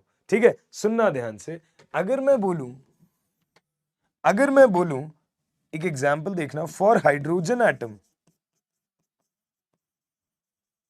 अगर हाइड्रोजन एटम है तो एनर्जी का फॉर्मूला केवल क्या हो जाएगा, -13.6/n², क्योंकि जेड स्क्वायर तो 1 हो चुका होगा, जेड स्क्वायर तो 1 हो चुका होगा, सिर्फ ये हो जाएगा। चलो, अब जैसे जैसे n की वैल्यू चेंज होगी एनर्जी की वैल्यू चेंज होती जाएगी। यस, तो हाइड्रोजन एटम के लिए ये है, तो ध्यान से देखना, ये पहला ऑर्बिट n = 1, ये मैंने लिया दूसरा ऑर्बिट, सर्कुलर होने चाहिए, मैं समझने के लिए कुछ बना रहा हूं ये टेबल, और ये जो डायग्राम मैं बना रहा हूं या ये जो चार्ट मैं बना रहा हूं ये तुम्हारे बहुत काम आने वाला है। n = 3, n = 4,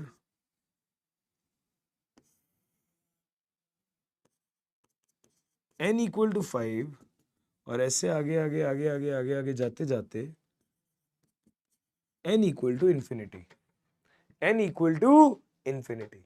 सही है, चलो कोई बात नहीं, आइए बात को समझते हैं।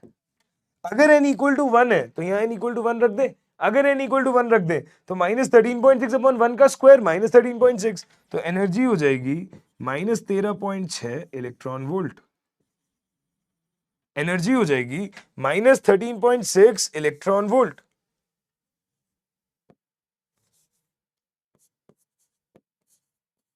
अच्छा, अगर n की वैल्यू 2 है, वहां 2 रखें तो 2 का स्क्वायर 4 आ जाएगा, -13.6/4 करोगे तो ये वैल्यू आएगी -3.4 इलेक्ट्रॉन वोल्ट, ऐसे ये वैल्यू आएगी -1.51 इलेक्ट्रॉन वोल्ट, ये वैल्यू आएगी -0.85 इलेक्ट्रॉन वोल्ट, ये वैल्यू आएगी -0.54 इलेक्ट्रॉन वोल्ट, और ऐसी लास्ट में जब इंफिनिटी पे पहुंचोगे, डिनोमिनेटर में इंफिनिटी है, मतलब ये वैल्यू आएगी 0 इलेक्ट्रॉन वोल्ट। ये वैल्यू क्या आएगी, 0 इलेक्ट्रॉन वोल्ट।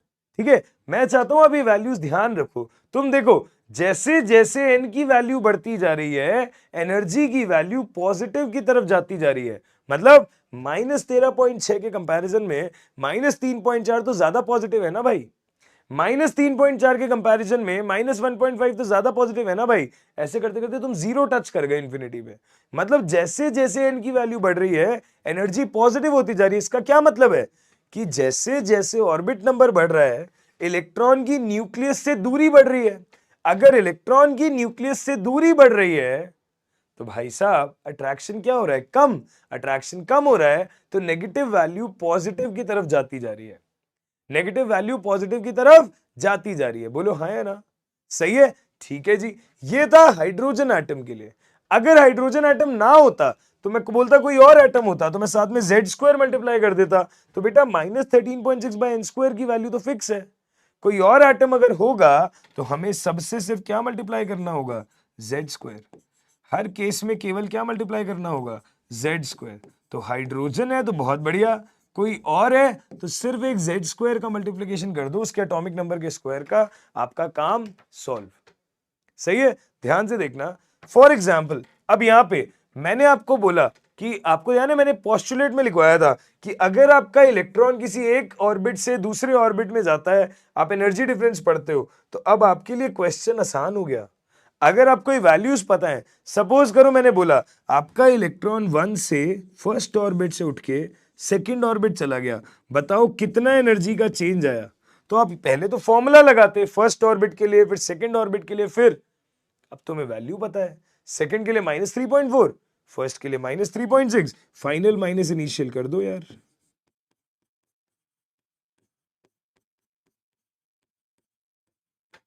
सिंपल, सिंपल सी बात है।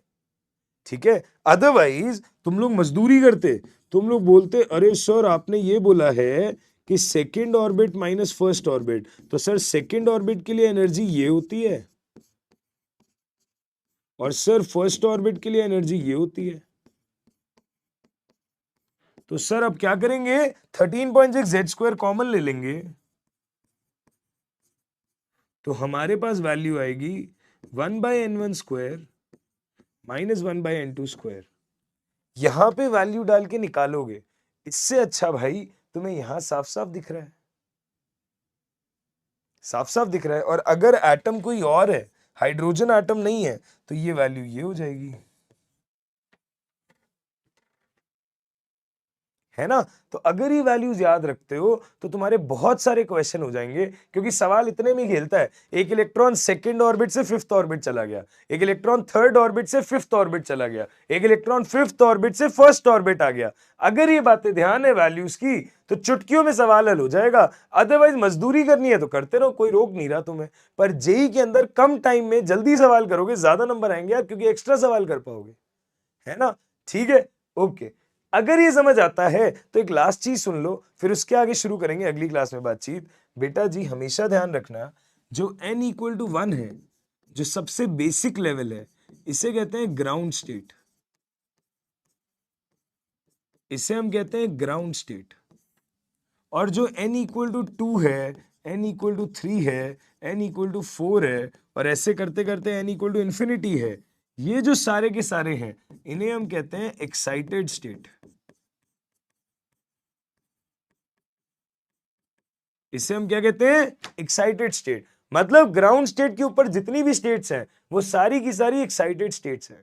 आप बोलते हो आपका इलेक्ट्रॉन यहां से यहां गया, यहां से यहां गया, ऐसे करके, तो आप बोलो ये सारी एक्साइटेड स्टेट है, तो मैं यहां पे ये बोल सकता हूं क्या कि n इक्वल टू 2 आपकी फर्स्ट एक्साइटेड स्टेट है ना, n इक्वल टू 3 आपकी सेकेंड एक्साइटेड स्टेट है। तो अगर कोई बोले फर्स्ट एक्साइटेड स्टेट, तो तुम्हें n की वैल्यू क्या रखनी है? जो एक्साइटेड स्टेट का नंबर है उसमें +1। फर्स्ट एक्साइटेड स्टेट मतलब 1 + 1, फर्स्ट है ना, मतलब 1 + 1। थर्ड एक्साइटेड स्टेट मतलब n की वैल्यू यहां पे क्या हो जाएगी?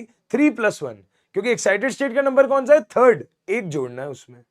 ठीक है, इस तरीके से। तो अगर बेटा मैं बोलूं कि my electron does transition from